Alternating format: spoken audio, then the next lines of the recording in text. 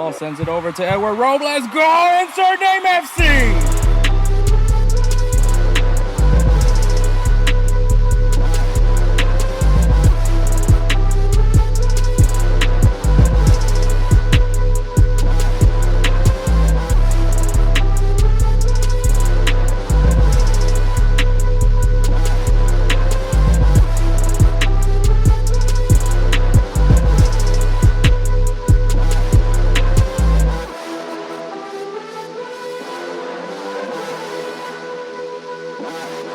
Let's go, InsertName FC!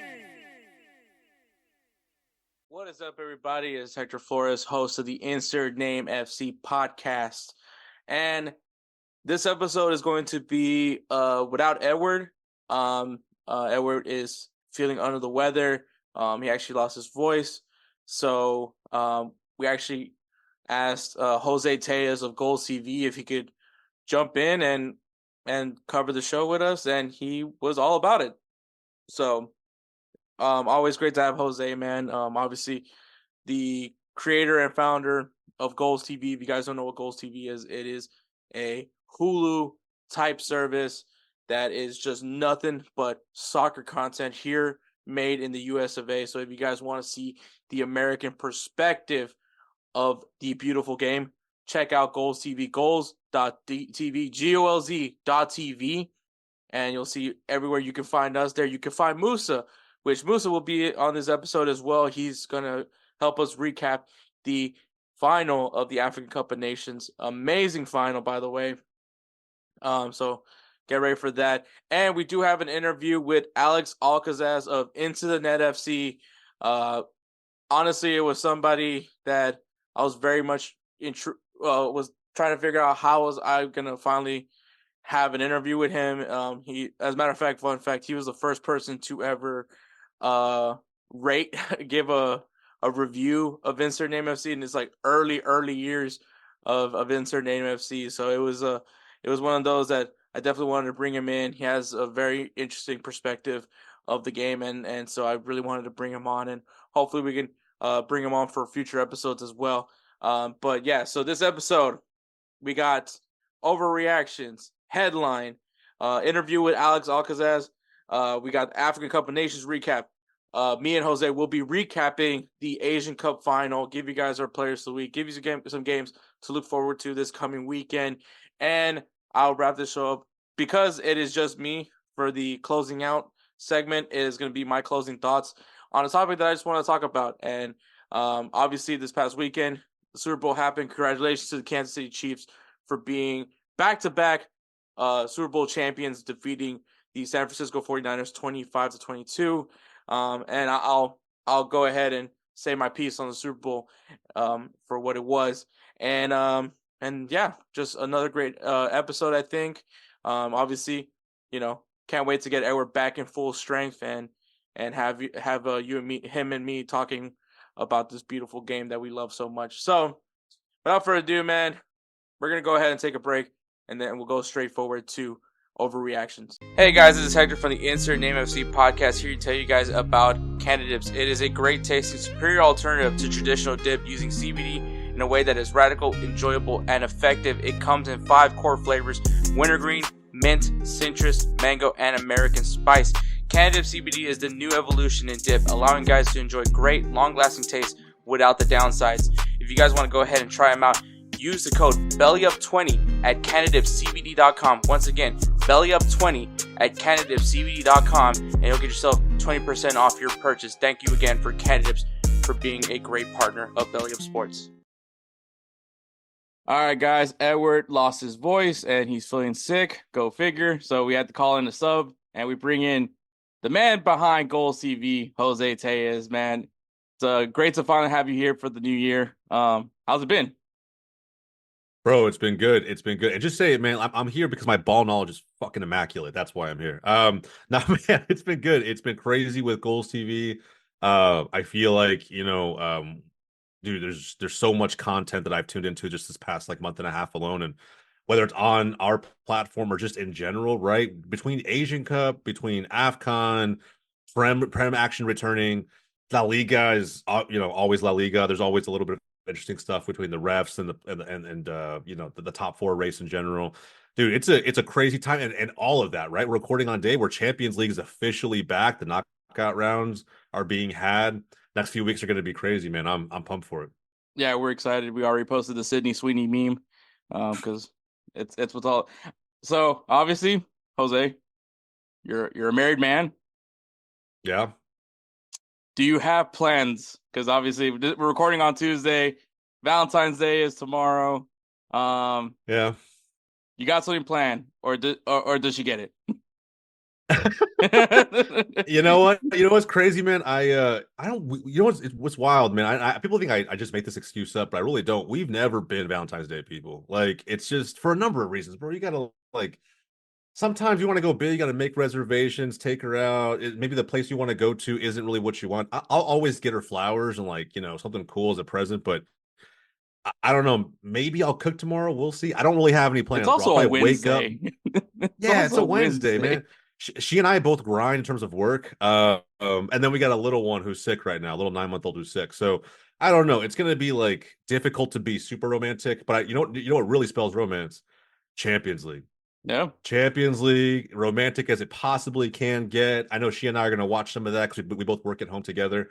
She used to kind of roll her eyes at some of the midweek matches, and now, she's kind of into the drama a little bit. So, that's definitely going to play into our Valentine's Day plans 100%. All right, she gets it.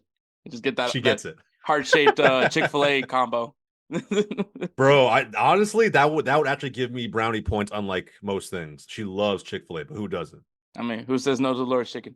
So, but obviously the weekend has passed, man. We always kick things off with overreactions. Do you have an overreaction from this past weekend? I do, and like I'm thinking about this a lot, man, because I was so happy this weekend, mostly, and for those who know me, you'll know why. But I was mostly happy with this weekend. I would say with Sunday's major thrashing of West Ham as an Arsenal fan, that was huge. I honestly was super nervous going into that game, but I'll tell you what, man, like West Ham has not been in that great of form. I know we beat them 6-0. We got to see 16-year-olds come onto the pitch and do their thing. Can we please? I want to gripe just about the fan base a little bit. The overreaction, and this is kind of maybe flipping it on its head a little bit. I saw a ton of overreactions from that 6-0. The Arsenal fan base always tends to be coined as one of the more reactionary fan bases out there. I'll give us that. Why are we why are fans beating their chest like we just won the Prem title? I know that again, that's been a huge point of conversation in broader Premier League football in general, right? After the Liverpool win, Arsenal fans going crazy like won the title. I understand that. You beat a true title contender convincingly. That's a big, big win. I honestly wasn't going into any of my group chats talking shit. I wasn't, like posting anything on Twitter that was crazy. We should have beaten West Ham. We should have beaten them earlier in the year. I didn't think we'd win 6-0, but I'm also not beating my chest saying this is now going to propel us to go win the league. I think it's a very, very close race. I think we made up goal differential. But why does our fan base, and Hector, man, why does our fan base put this kind of pressure on the boys? It was great seeing Declan Rice's goal. I think seeing the West Ham fans walk out before halftime was awesome, amazing. I loved every minute of it. They were kind of booing Declan Rice too. There were so many reasons to get excited, but no one should be screaming title shouts after a 6-0 thrashing of West Ham. I think we got a long way to go. And honestly, man, like I tried to be as quiet as possible after that win because I saw so much crazy talk on the timeline that it just felt like a massive overreaction. So I had to touch on it while I get a chance to be on InsertName FC. Yeah, man. I think and it's crazy because it's basically the same discussions were made last year when Arsenal was also in a similar position where their celebrations, even the pundits were talking a lot of stuff like, it's what me and Edward said, like when it's hard to tell people that have never been there to act like you've been there. Yeah. I mean, Arsenal, it's been a good while before we've seen this team win something of significance as the Prem. And so, yeah, I think this is a young generation, and I always also like add on like it's because it's Arsenal that there's also those people that criticize the team because I don't see that same reaction towards any of the other big clubs. You know, it's only when Arsenal where they're like it can't be done, or unless your name's Vinicius Jr., that like you get told like not to celebrate. And so for me, I think it's just that it's a young team, and they're having a lot of fun. Winning is fun. A 6-0 thrashing, which I was like, all right, this game's over. We don't need to be doing no more. And then Declan Rice scores in that banger of a goal. I remember, as a matter of fact, I remember my mom reacted too. She was just like, "Whoa." Yeah, like good God. It I know was Mama just, Flores got involved, man. That's what I'm saying, bro. And look, and I will say, like, the other overreaction that we could probably talk about too is like you just mentioned, like Klopp could go scream at the fourth official, pull his hamstring while doing it, and like nobody says anything, right? Arteta gets a little, wild on the sidelines after a big 3-1 over Liverpool. And I've never seen the celebration police come out like this, except for maybe, like you said, when Vinny Jr. Scores a goal and everybody wants to come out of the woodwork and call him that guy, the agitator, right? I just think everyone cherry picks, bro. I think United and Arsenal are the two most hated fan bases probably in England, and I think there are plenty of sides and audiences in that league that just don't want to see those two teams win, right? So when something does happen, you try to calm the fan base down. But equally, I love that Arteta and the boys didn't show that much emotion when they beat West Ham. It was like we're clocking in. We had a good day at the office. Now let's get ready for the next game. You could tell when it was 6-0, the guy's just sitting there with his hands crossed, and that's what it should have been. I think equally the fans should have been that way as well. And again, it's not everybody. I don't want anybody to come after me and say like, "Hey, I don't know who you're following as far as Arsenal fans go," but for the most part, we were pretty even keel. There definitely were some with the more knowledgeable fans, right, that realized this is just a stepping stone and we got to keep building on this. But yeah, man, Arsenal and whether they did or did not celebrate over the last like week and a week and a half, that's been the talk of the town. And I just think people are hypocritical or just a little overreactionary in general. But I'll take it. Arsenal's still a massive talking point in the Premier League, and we're still very much in this title race, pros. So I'm here for it. I just want to calm some of those reactions down along the way. no, yeah, definitely. I mean, we know how last year ended, so as long Oh my as the God. team stays healthy and keeps playing the way they've been playing beautifully, I think Arsenal will be in a really good position to make a good statement at the end of the season. But yeah, it's also a fair point, man. Like at the end of the day, yeah, we haven't been here yet, and we were close to it last year. Didn't work out the way we wanted it, and so there's still that humbleness that still needs to be there, for sure. Hell yeah. So my overreaction is the streak is finally fucking over. Bayern Munich gets fucking shellacked by Bayer Leverkusen, and I know that there's still plenty of game left. I believe Bayer Leverkusen is like 5 points ahead of Bayern Munich right now. So I mean, Yep. there's still plenty. Anything can happen. I mean, if anything, look at what happened with Borussia Dortmund last year. So it's possible, but and everyone's also trying to blame it on Harry Kane, which is hilarious because fuck Tottenham. But I think I saw the chinks in the armor at Bayern Munich last season because there was no compelling victories with Bayern Munich. They're always due for that one loss. Like what the fuck happened there? But we saw a lot more of those losses last year. I don't know what it is. They're doing the same business as usual. They're still buying players from the Bundesliga. Like they're doing all the things that they're normally good at. I'm not gonna take any jabs at Tuchel. I really do respect him as a manager. Nagelsmann, I don't really think he was that bad. I think that maybe a big issue, is just the fact that they just were easily quitting on coaches. Could Yeah. be a flaw. Now you got the rumors that maybe Jose Mourinho is gonna take the Bayern Munich mantle, That would be crazy. which that's just gonna add more to my enjoyable journey of him. Um, yeah, man, but like you're seeing the chinks in the armor, and kind of similar to the Serie A when we started seeing that Juventus isn't as strong as they used to be. The competition was elevated in Serie A. Now Serie A, you could argue, is probably the second best league in Europe. Some may argue it's the best league right now in Europe. I'm not gonna go there, but with the competition leveling up over there, it looks a lot more appealing. Which, as someone that's loyal to La Liga, it's hurting my case to say La Liga is the second best league. but Yeah.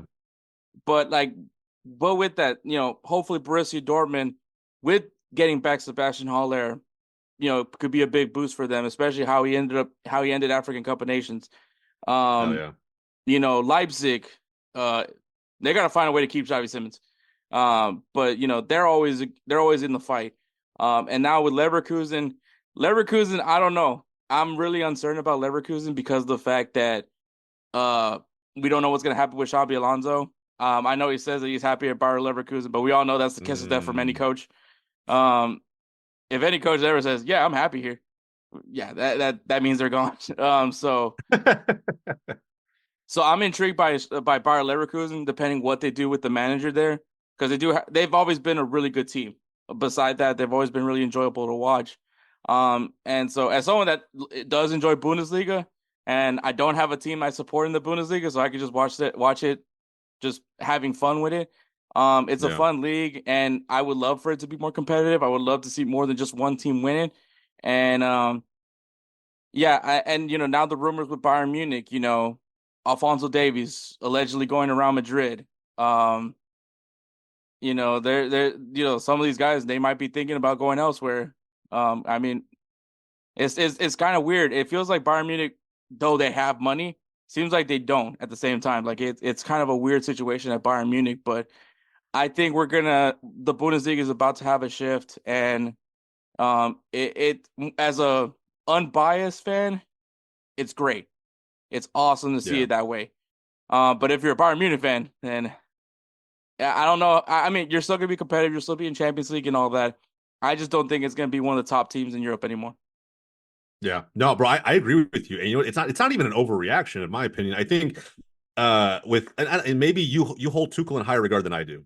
I just think that there have been too many instances. So I don't outright like fully support Dortmund, but Dortmund is what I consider to be my Bundesliga team. I remember Tuchel coaching Dortmund. I remember thinking he was a very high potential manager. Did a lot with a very young team at Dortmund back then before he's made the several moves since then. And I feel like he's hasn't progressed the way that I thought he would. And I hate to see him coaching Munich, but at the same time, I love to see Bayern down 5 points from the top of the table.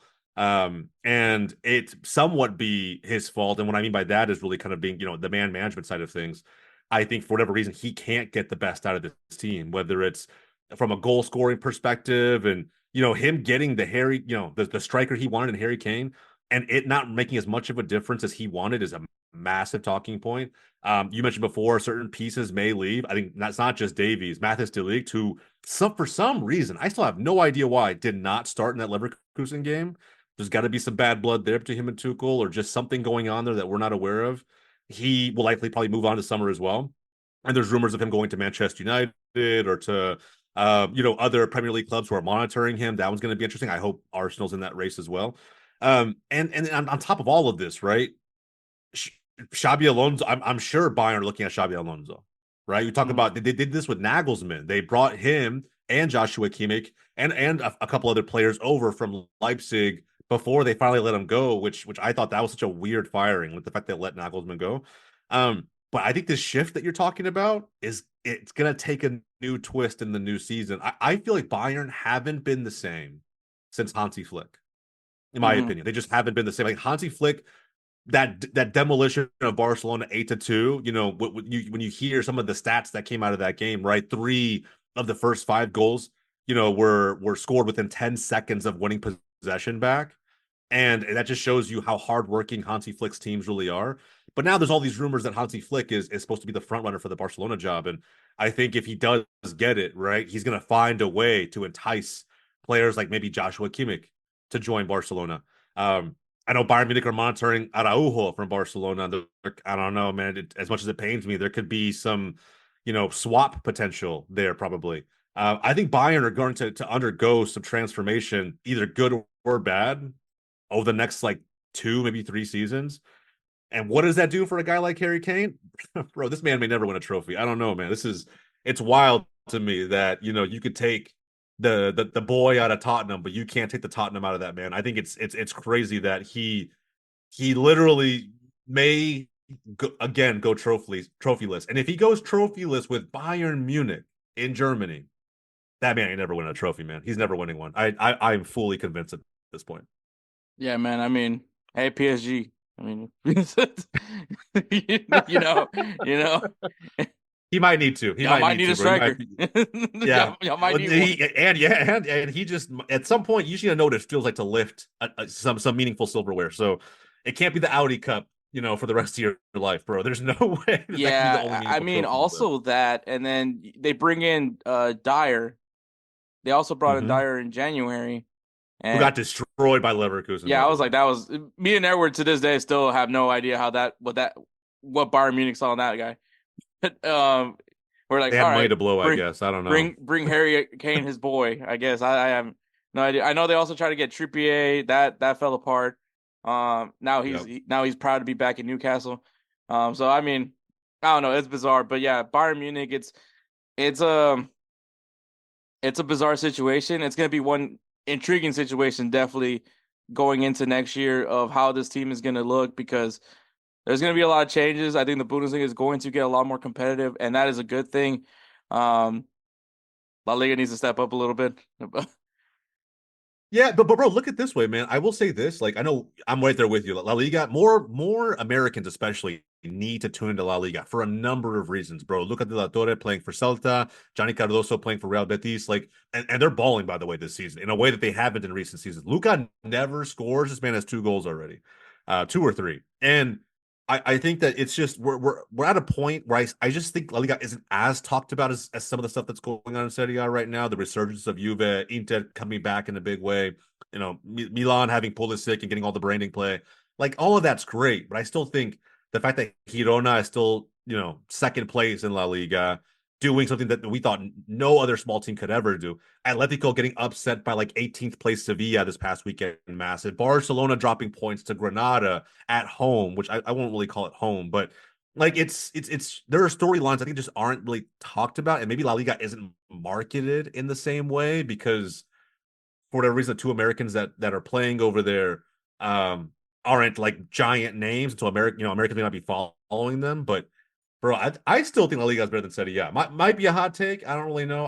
And maybe it's biased. Maybe there's an agenda. I don't know. But I still think La Liga is up there. Serie A is catching up 100%. But I still think La Liga has, as long as they have Real Madrid and Barcelona, it's going to be tough to dethrone them. Those are two of the best teams in the world. Even with Barcelona playing as poorly as they are right now, you can't argue the superstars they have on that team. So I don't know, man. Personal bias, hot take, maybe. I don't know. But I still think Serie A is trailing just a little bit behind. Oh, I agree with you 100%. I'm always gonna. It's funny because everyone keeps like I remember when you meet people that are like footy fans, when you cross paths with people like that, and I remember everyone's like, oh, Hector likes soccer, and like, oh, really? What's your favorite league? And I was like, no, what I think is the best league. That was the question, and I was like, look, Yeah. I'm gonna answer this by starting with this statement. I am biased to La Liga, and this guy who just blew his gasket was just like, "What? You're gonna sit here and try to tell me La Liga's better?" I was like, "No, no, no. I know the Premier League's the best league in the world, but I'm biased to La Liga. I am always gonna prefer watching La Liga over the Premier League. Like if I'm going, I will more likely watch a Real Madrid match before the morning Prem match. Just that's what I was saying. My thought process is like that's where I rate La Liga a little bit more. I love the quality of play. I think Spanish football is what really influenced me on La Liga.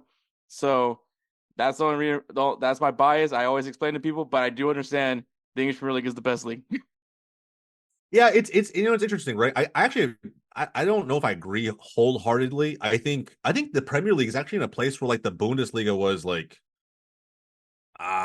let's say maybe a half decade ago, maybe slightly less than like 4 or 5 years ago, only because like I think the Prem's the most entertaining league in the world, right? But if you actually like break it down to like what makes leagues competitive, um I still think defending is a massive part of that. And to me, there's still way too much openness in the Premier League for it to be the most competitive or the actual best league in the world.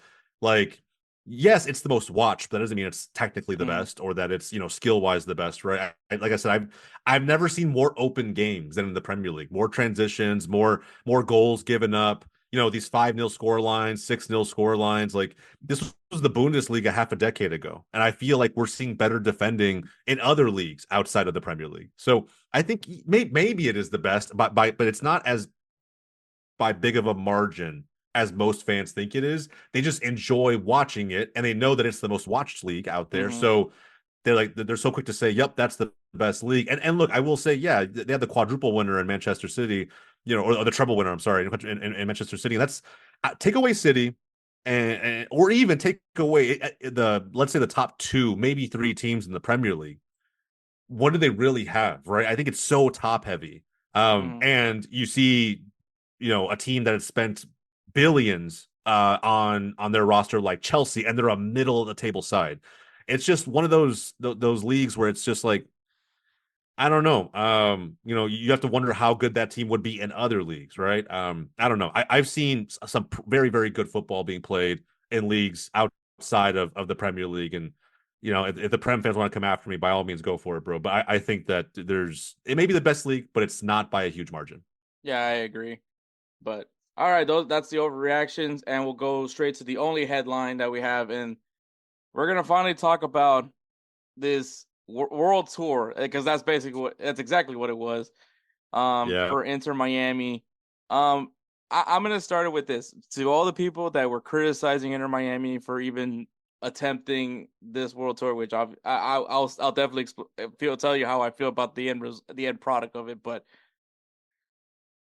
like you're gonna hate on Inter Miami for doing this, but then not be phased when we have the Spanish Super Cup in Saudi Arabia.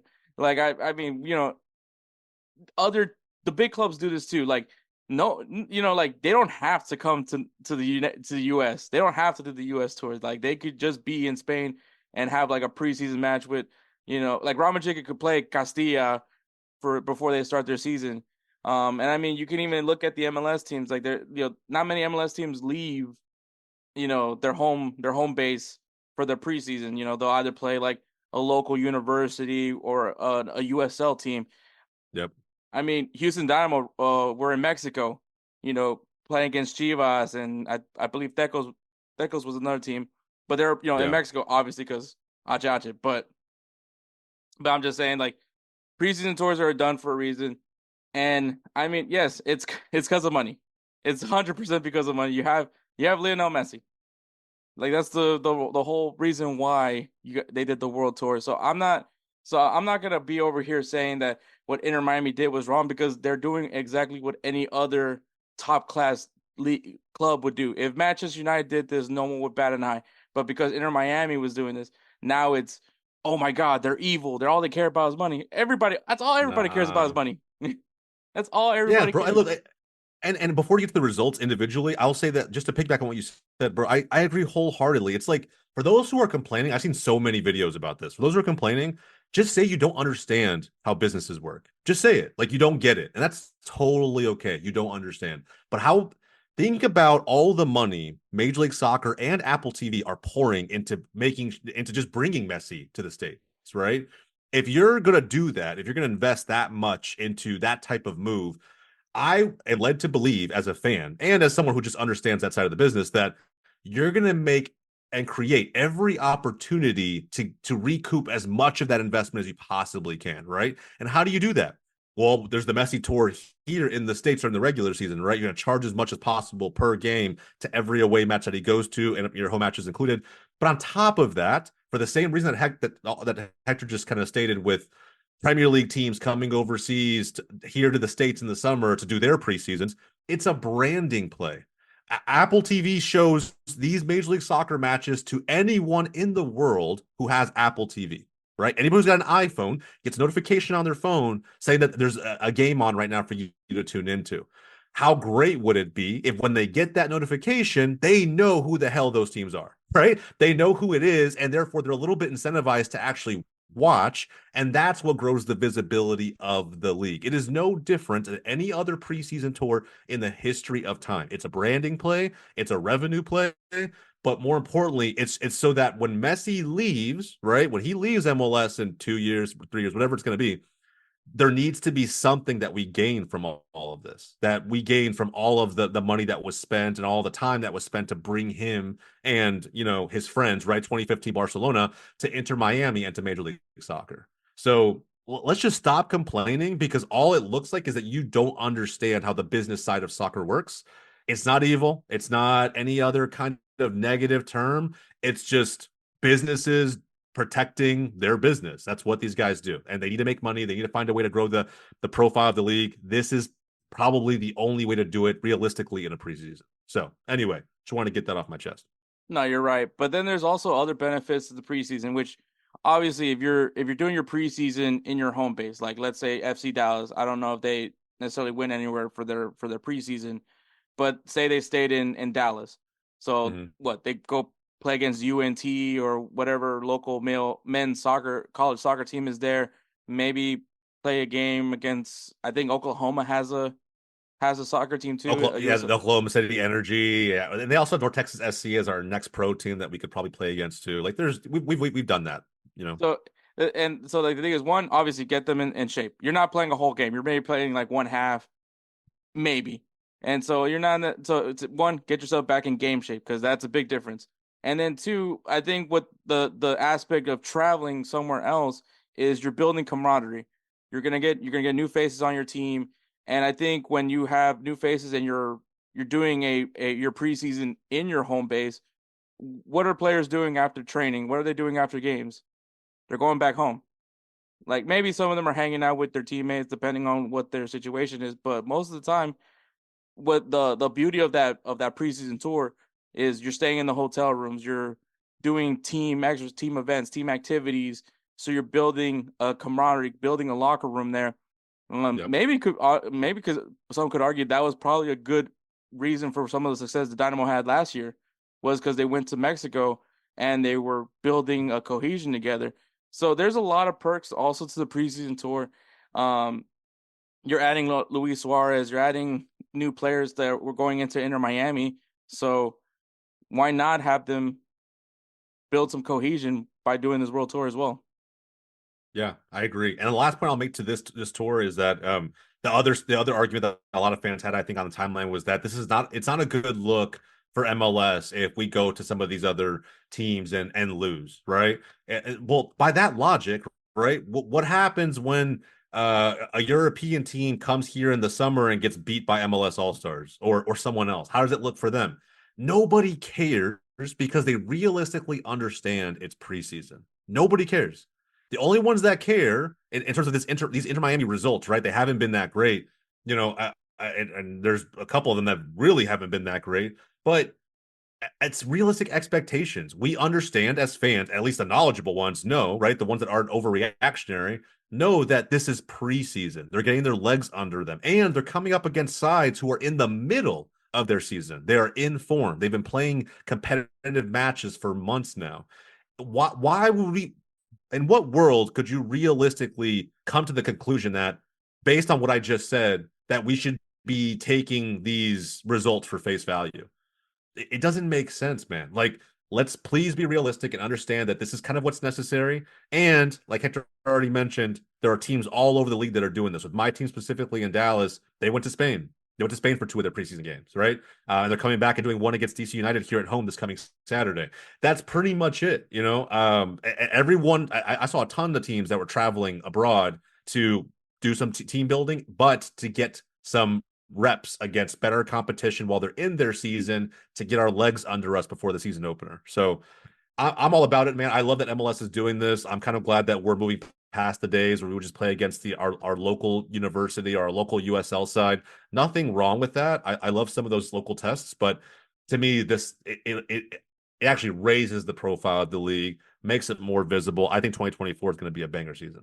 Yeah, I definitely agree. So obviously the tour, this month-long tour, which will be concluded on Thursday. In Mm-hmm. the span of the month, they had 7 friendlies. I'm also gonna take this time to once again defend El Salvador, because a lot of people kept bashing as to why they would go to El Salvador of all places. Bukele, Yeah. which congrats on his second term.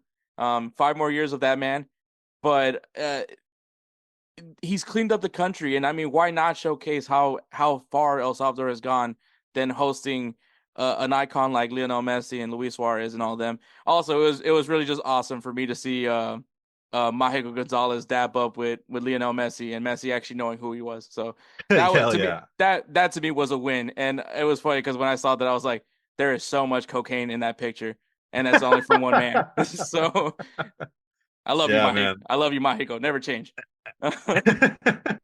No, it was cool, man. I didn't really catch. I think I caught a little bit part of that game. I think a lot of fans were confused as to why they were playing El Salvador, but it was just cool to see an MLS side up against a national team. Yeah, so I enjoyed it. It was a 0-0 draw, which I mean, obviously, the first preseason game, they look slow. Also, Messi experienced CONCACAF, so it was bound to happen. Got CONCACAF. So he got Hell CONCACAF yeah, like there was no definitely was. tomorrow. He was getting triple Agreed, teamed. bro. Agreed. Bold statement on Yeah, bold move for El Salvador. I'm telling you, you can't go down. Everyone thinks it's so easy, right? And that's why I think and then again, I'm not gonna go off on a tangent, but it's not, bro. It's so easy to get CONCACAF by some of these countries. When you go down there in those environments and try to pull out a win, it's not as easy as it looks. It's really not. Yeah. And then they come back to the US, but they go to Dallas, Texas in the Cotton Bowl to take on FC Dallas, which was a 1-0 victory for your boys. Yep. A lot of academy players, I believe, was also featured in the. I mean, it's preseason, so you're gonna see a lot of players being played in these games. But so it was Yeah. pretty cool. Some people were complaining that it wasn't necessarily packed, but I mean, it was also like in the middle of the week. And we're also At talking about 5 p.m. It was we're the also talking middle of the Dallas, week. Texas. 5 p.m. It is Dallas, but I think it's important. Like, context is super important. So it's a 90, almost 100,000 seater stadium. It's in the middle of the week on a Monday at 5 p.m., right? So not 7, but 5 p.m., which means that if you're at work and you leave work at 5, you're getting there by maybe halftime with traffic and all of that. So there's that. And then it was raining. It was like 35, 40 degrees. It was cold. There's no cover at the Cotton Bowl. And even with that, I think it still turned out like 30K plus. Which I was seeing fans on the timeline, like Austin FC fans, for example, like, oh man, you guys should have came to the Q2 even on a Monday at 5. We would have packed that thing out. I was like, bro, you could have packed that thing out, and you still wouldn't have had as many people as what we had at the Cotton Bowl, right? The what is it, 19, 20K at the Q2? Like, it's like, brother, you want to host the GOAT, you got to get a bigger stadium. Like, that's how that shit works. Like, I don't know, man. It's a lot of complaining about it, but at the end of the day, it's still a pretty decent turnout considering all of the context that I just mentioned. But it was great to see Ferreira score on Inter Miami, bro. That was the Pirate of the Caribbean himself did it in the first 5 minutes. It was first shot of the game. It was awesome. Yeah. So, and once again, it's preseason. Then they go to Saudi Arabia, take on Al Hilal, which is honestly one of the top teams. Yeah. Also, if you look at that roster, you're just like, good God. It could have been Neymar, bro. It could have been Neymar. Could have been Neymar. I think that was the plan initially, obviously. Yeah, before he got hurt. Yeah. So Al Hilal, they end up losing to them 4-3. It could have been a lot worse. I will say that. Once again, this is also one of the better teams in Saudi Arabia. And I mean, it was competitive. That stadium was definitely packed. But I think obviously when this is for a lot of people in Saudi Arabia, this would be like a once in a lifetime opportunity to see Messi on the field, and they took very much advantage of it. But yeah, they lost 4-3 to Al Hilal. And then it was the Al Nassr game, which it was a 6-0 shellacking. Messi came in the second half, which gave me the ultimate all-time clip of my lifetime, which was the guy in the stands like just reminding Messi what the score is. So I was just like, hey man, dude, be proud. Be proud. I don't care if it's a preseason game. I mean, Messi's unfortunately, as a Barca fan myself, Messi has taken bigger L's. Unfortunately, but with that said, like, I will say this for all the CR7 stands out there. I remember a very specific competitive match where Cristiano Ronaldo, basically refused to come into the game when United were down 2-0. They were down. I don't know what score, if it was 6-0 when he decided to actually come in, but he didn't refuse to play, right? Someone as big as Messi, as the GOAT, the greatest of all time. No situations really, beneath him, and he still, his team needed him, and he didn't complain, got out there, did his thing. Respect, bro. I think there's a humbleness to Messi's character that can't really be found anywhere else. So even despite losing 6-0 in a preseason game, as much as everyone wants to give him flack for that, I tip the hat. Yeah, exactly. Then they go to Hong Kong. They beat them 4-1. This one caused a little bit Mm. of an uproar because Messi did not play in the game. And I believe this was like Hong Kong's best 11. So I'm guessing a national team. I'm not very fully aware of the politics behind Hong Kong and China, but that's at least that's what I'm It, guessing. But a lot of people are very, very frustrated that Messi was not playing. it was big. It was like a lot of drama actually. I forgot what they canceled as a result of it. They canceled some event because of it because they took it as basically like a as a personal jab that Messi didn't, appear in the Hong Kong match, but um basically when he went to Japan, which we'll talk about next, he did make an appearance despite still nursing some kind of injury. So yeah, man, it was in that part of the world in the Eastern Seaboard, it was pretty dramatic. Yeah, and then they go up against Andres Iniesta's former team, Vissel Kobe. Obviously because it's Iniesta though. I think Iniesta now plays in somewhere in the Middle East. I don't know what's the name of the team. I remember it's a really funny name though. Uh, but but beside that, they end up losing in penalties 4-3. Um, which I was like, that's I think maybe just Inter Miami wanted to play Pens, wanted to go to Pens so that way they have some practice in there. And obviously, the last Yeah. game will be against Messi's boyhood club, New Orleans Old Boys. That's going to be played on Thursday back here in the United States. And yeah, I mean, aside from obviously the results, which obviously it's preseason, no one cares. But the big loss is obviously Benjamin Cramachi. He's going to be out. I don't know for how long, but he did get an injury. I believe in the first game, Yeah. actually. So I know there were some injuries that happened. Obviously, Messi got banged up a little bit, which is not what you want. But at the end of the day, that's kind of what happens in preseason. Injuries happen, and injuries happen in general anywhere. I mean, Keon is winning, was representing his national team in pre-Olympic qualifiers, and he's gonna be out for a good. He's gonna be out this season because of it. But so Yeah. like it happens in general. I don't think injuries are gonna happen, like regardless if you play a preseason game or a competitive game. It Yeah. doesn't change anything. I think the big one was Farias. That injury Oh yeah. was massive. I think with Farias, it was like he was getting like European shouts already as a 22-year-old, and I think this was going to be a big breakout season for him with Messi before he got a chance to make that move. And now it's like I don't know if it was specifically a torn ACL, but it is a season-ending injury, and it's tough, man, because he's young. You see so much untapped potential from his side. They did make a signing very, very recently to kind of backfill that a little bit. I think his name was Redondo or something along those lines. Hmm. Another Argentine, which makes perfect sense considering it's Messi. And he'll probably fulfill some boyhood dream of getting to play alongside his idol. But yeah, man, injuries suck. I don't know how avoidable it was with how crazy this preseason tour was for Inter Miami, but they're gonna have to find a way to make do. Yeah, exactly. Yeah, because I do agree about Farias' potential. It was basically, basically Ezekiel Barco vibes when he went to Atlanta United, how they viewed Yes. Farias. So Yeah, I hopefully, agree. hopefully a little bit better than how Barco ended, but definitely for sure. And obviously after that, 21st, they're gonna be kicking off the MLS season against Real Salt Lake. Um, I think at the end of it all, man, like it goes back to like this is preseason, is for them to get ready for the upcoming season, build camaraderie in that locker room. This and it's something that team needs a lot of because look where they were last year. You're gonna have Yep. hopefully a full season with Lionel Messi and Sergio Busquets, and Luis Suarez is probably gonna be wrapped up in ice like every NBA player that I can think of, because I don't know how he's gonna survive this season. um, I thought that last year, and then he still scored. I don't know for how many for Gremio. It was like the guy had almost like 50 plus goal contributions. So it's like maybe they're just able to inject him every week and he can just keep going. But bro, at some point he's not gonna be able to walk anymore. I don't know what's gonna happen. yeah, so I'm hoping that he'll be fine, but yeah. Anything you want to say to wrap up this Inter Miami World Tour? Um, No, other than the fact that I'm glad the complaining will stop. I feel like MLS fans just need something to complain about, and so this was kind of it for the preseason.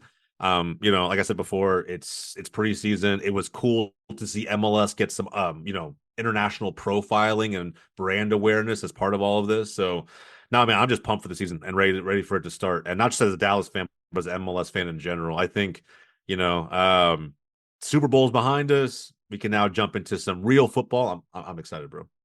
Yeah, definitely. All right, guys. So we're gonna go ahead and segment over to my interview with Alex Al-Kazzazz of Into the Net FC, and then you'll hear me and Moussa recap the AFCON Final, and then you'll hear me and Jose once again to recap the Asian Cup Final. So stay tuned for that. Enjoy that.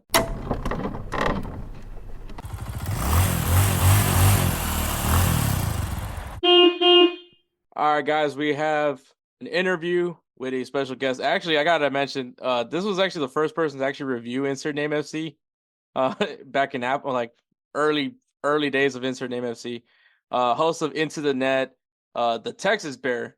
So that already got good brownie points for me because I'm from Texas as well. Alex Al-Kazzazz, thank you for joining us. I know you do more than just soccer content, but obviously this is a soccer podcast. But welcome to have you here. Well, thank you so much, and I prefer to call it football. All right, go ahead. Because I mean, let's be honest, that's what it is. It's football. No, I 100% agree. But also don't really care what people call it. But that's all great, man. But first question we always ask everybody that comes onto the show is, why football? What was it about football that really got you into this game? Well, a lot of people don't know I was actually born in France, and I lived in France till I was about 4. So around 1995, of course, football being the most popular sport in France, aside from rugby and basketball, a little bit of hockey, football was the sport to watch. So that was it. All right, growing up in France, I actually saw like in one of your previous videos that you're Syrian, correct? I'm of Syrian descent. I'm of Syrian descent, yeah.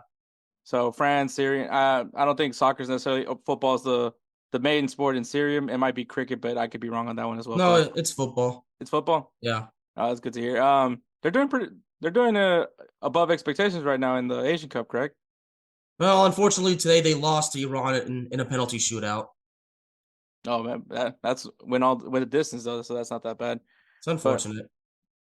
But yeah, so you went into football, and so when did you move to here in the United States? Well, I moved to the United States when I was 4, and that was in 1997, right before France won the World Cup for the first time. Oh, okay. Right before, Zidane and company became champions of the world. Yeah. It was a great moment. Yeah, I won $5 for my dad. That was the first time I ever bet. So it's also very fond memories on that one for me. So growing up in the United States, what was it that got you into the whole journalism side when you became a writer? Well, when I was in 4th grade, I apparently discovered that I had a very, very unique talent of storytelling, especially with like fiction, like, making up stories, things like that. But as time went on, I apparently I grew more and more and more into writing, and then more and more into talking, specifically in sports. So I figured that's the life for me. And I knew from the beginning it's not an easy life. And obviously, this life has gotten more and more difficult year by year by year by year. And it's a process that only continues and continues to be very, very stressful for me. No, yeah, definitely. You're competing with everyone's got a podcast, everybody's got a YouTube channel, everybody's writing. So, and now there's so many avenues to write, It wasn't just writing an article for ESPN. Now I think it's more so because of Bleacher Report. I think definitely was where it really started it out. Now you have all these other conglomerates that you can write for. Like The Athletic, Barstool. Mm-hmm. There's Goal.com as well. Yep. Also, I should probably mention BellyUpSports just because that's who I'm affiliated with. But that's not here or there. So yeah, interesting enough. So, the Texas Bear, your YouTube channel. Where did that you went from writing to now wanting to do video? Where did that connection come from? Well, the writing, I still do the writing. I just wanted to add the podcasting and the videoing. I wanted to incorporate into that. Just because I wanted to do what I love to do, but I want to do it on my terms, you Hmm. know, because that's the way to make it now. You got to do it your way because those other media conglomerates are not going to let you do that. Because once you sign with them, you get hired by them, you're their property, and they're legally allowed to tell you what to do, what to say, yada yada yada. And I'm not that kind of man. Okay, so you enjoy the freelancer I type enjoy the role. freelancer because I enjoy telling the truth. I do not hold back. Like personally, I don't care if I offend somebody, especially if I'm very, very critical of a club. Because if being honest hurts people, well, then again, the truth hurts. No, that's clear as day, the reality. Um, so obviously football writing, what are like the challenges for you when it comes to writing specifically for football? Well, the biggest challenge of them all is getting your name out there. Hmm. See, I currently write for Third Down Thursdays as well as the Playmakers blog. And at Third Down Thursdays, we are making great progress, and we're still we're working on getting our name out there deeper and deeper and deeper, and we are making progress. Same thing with the Playmakers blog. But I feel like the sport of football is definitely not covered enough. And I feel like the more it can be covered, the better chance we get recognized overseas. Because let's be honest, American football overseas, most of the countries really don't even give a damn.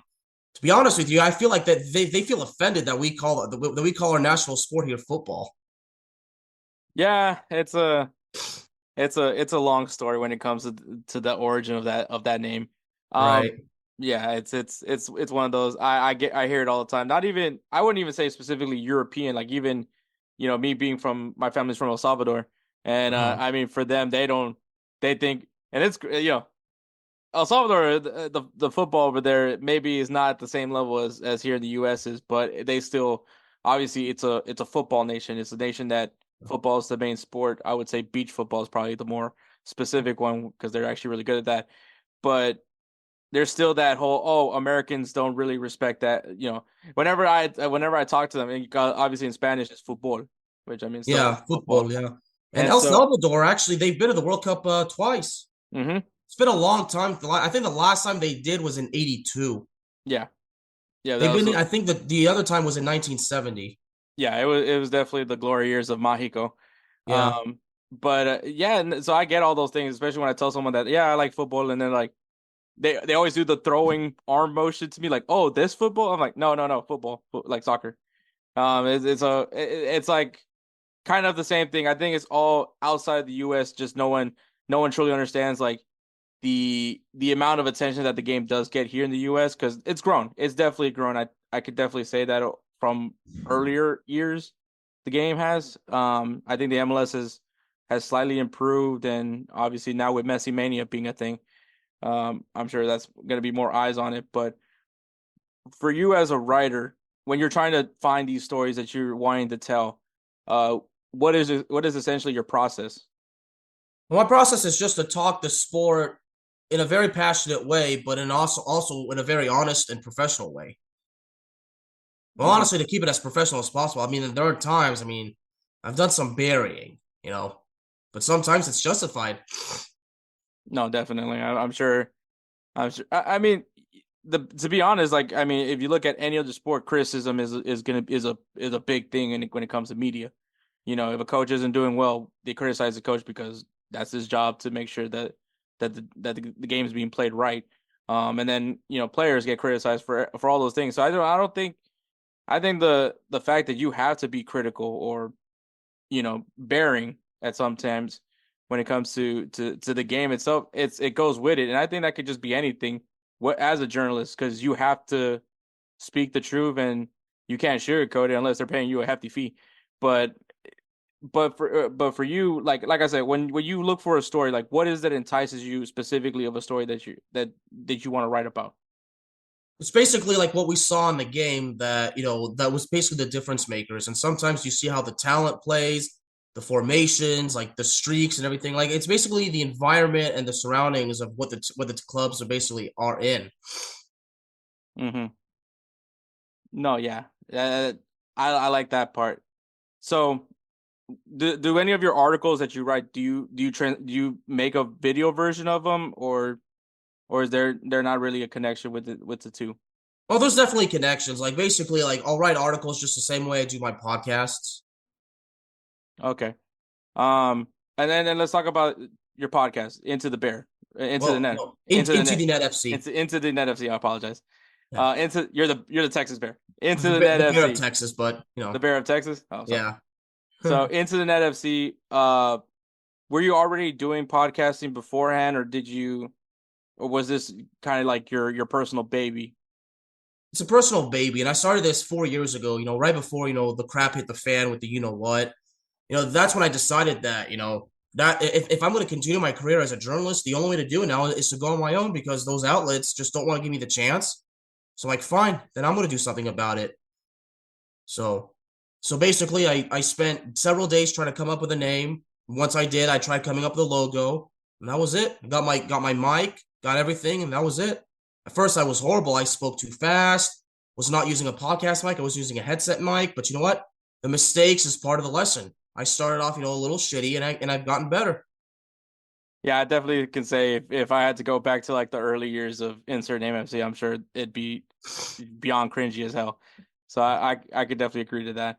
And obviously, the start made it. I mean, the start of that show was difficult because of the worldwide, close and shutdown. The game got suspended, so I had nothing. So just as I started it, I couldn't release the first episode until the 2020 Champions League resumed. Man, yeah, the pandemic was definitely an interesting period because same thing. Actually, InsertName FC started right around the pandemic as well. So I definitely agree with you on all the obstacles that came with it. Obviously you're a solo show, correct? Well, I have guests every now and then, but yeah, but I do run it solo. Yeah, basically the people get it confused. Is it the Bear of Texas podcast? I'm like, the Bear of Texas podcast is my media production firm, and I have 3 shows, and Into the Net FC is one of them. And Into the Net FC is the football discussion segment of the Bear of Texas podcast. It's basically the football section. So, because one thing I learned, because when I first started podcasting in the fall of 2019, my only thing I had was my only show was the Bear of Texas podcast. And then the lesson that I learned is it's definitely not a good idea to basically mix in all your content into one show because you have fans that care about the sport of football. You have fans that care only more about, these other things. So you started with the Bear of Texas and you had this realization. How soon into the Bear of Texas did you realize I had to start deviating it up? And what actually did you deviate? Pretty much almost immediately because I had noticed that some people were like, why are you putting this stuff in? Why aren't you just talking about this? Like, so I decided, I should divide it up. And at the same time, if all 3 of my shows were to do great, that would only triple the supposed income that I could make out of it. So at the same time, I mean, it's more work, but you know what? If all things go well and when the time is right, the amount of money you can make could be 3 times as much. It's very difficult in podcasting, and it feels like it's impossible, but you got to keep at it. No, I definitely agree with that one. I mean, with me having to edit, promote it, I definitely know all the battles that comes with it. So currently, obviously, you're watching the Asian Cup. I'm following it. Okay, currently following it. Yeah. Unfortunately, I'm not doing that good of a job on keeping up with that one, but no, I'm not either. Honestly, I'm really not. Okay, I've been more focused with AFCON. But has there been anything that from that tournament that has really like gotten your eye, so far?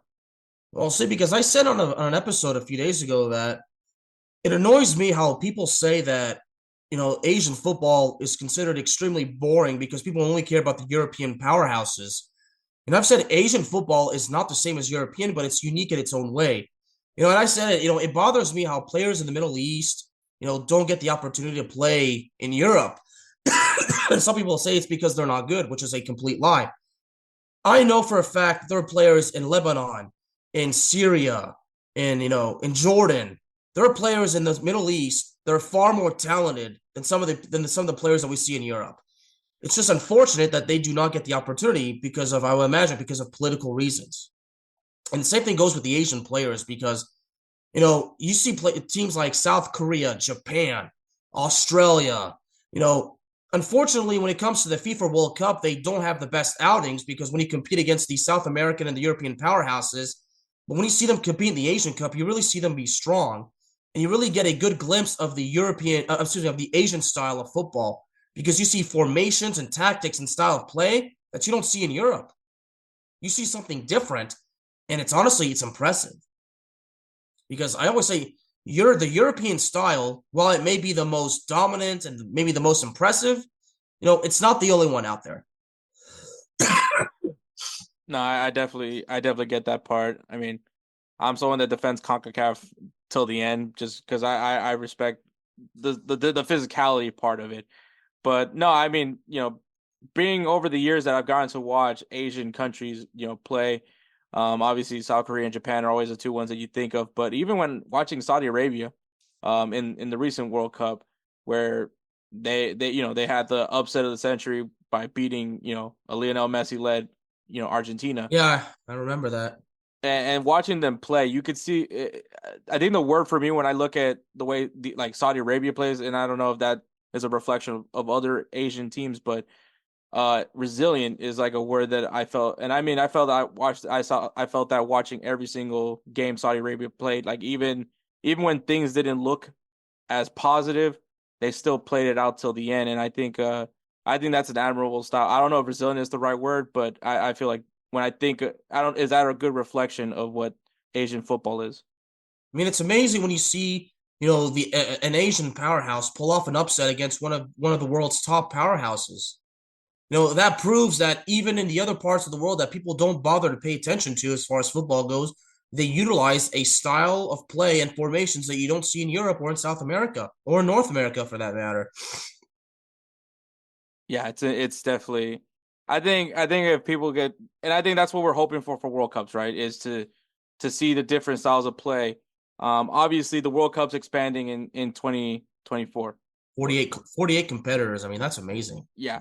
How many were added for Asia? I'm not sure. I didn't actually. I was not aware. Did they increase the competitors for the Asian Cup as well? Wow, that seems to be a theme now because AFCON also expanded. You know what? You might as well. But then again, I feel like they gotta come up with a World Cup for the very low ranked tiny countries that never have a chance of going to the FIFA World Cup. I mean, let's be honest. Seeing those tiny countries go at it, why not? It's more. I mean, for me, it's more content for my show, and I'm sure it's more content for yours. So why not? Yeah, definitely. I mean, looking at AFCON, I mean, seeing Cape Verde, doing what they're doing right now, seeing Mali that I wasn't even put on till watching AFCON. You wouldn't hear about these countries because same thing like you said about with the Asian powerhouse teams, you also have your African powerhouse countries like Senegal and Egypt, and they're all eliminated. Right. Senegal's eliminated. Egypt unfortunately is eliminated, and so we could, and one of these other countries we could put Angola. I didn't know that Angola was like that until I watched them play, and so it's. I think that's the beauty of expanding these tournaments. That opens up opportunities for a lot of other countries and nations just really can do, and it also opens up upsets, which I think at the end of the day, everyone loves a good upset. Yeah, for sure. Yeah, exactly that. And so as a football writer, a journalist, is there a specific league that you follow, or you just kind of cover it all? It's basically like the opportunity of like the biggest of a popular story that's going on. So right now, I mean, the last thing I wrote earlier today, as Liverpool was playing Chelsea, because Mo Salah, I would imagine he's probably going to be out until at least February 10th. I wouldn't be surprised if he was out longer as a precaution. So I basically explained that Liverpool should prosper in Mo Salah's absence because, of all that talent they have. But of course, the bigger story as far as Liverpool goes is that Jurgen Klopp announced that he's leaving the club at the end of the season. Now, I didn't write a story on that, but I did do an episode on it on my show. Mm-hmm. Yeah, so basically when the opportunities are there, when there's something huge, you got to go for it. But there's this one rule. There's one source that we all count on, and that's Fabrizio Romano. Yeah. So if he does not confirm it, then there's no story. He's the guy that we trust more than anything. So everybody still asks me, you should keep talking about the Mbappe, Real Madrid thing. Like, I'm not going to do it. Because I'm sure you're just about as sick and tired of this whole thing as me. I'm not doing it.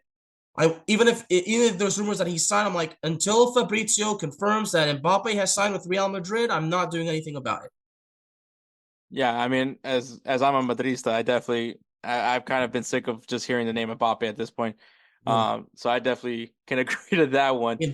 I'm a fan that I just love the game, but I have been a Real Madrid fan since 1996, since I was 3. So despite the fact that I'm a fan that just loves the game, the club that's very, very close to my heart is Real Madrid. Well, now we agree on that. Of course, the Barcelona guys say, why'd you have to pick Real Madrid? I'm like, well, I mean, I was 3 years old then. My childhood hero Zinedine Zidane played for them. Yeah, I mean, I'm best friends with a Barca fan, so, and we grew up on Brazil. Me and him are both Salvadorian, so we both grew up on Brazilian soccer, on football, and he chose Ronaldinho and I chose Ronaldo. That's literally how that went down for both of us. Both amazing players, and the 1998 World Cup final. See that whole ordeal involving Ronaldo. It's very, very unfortunate, but sometimes I always say, well, Ronaldo or no Ronaldo, France still would have won. I was just that confident.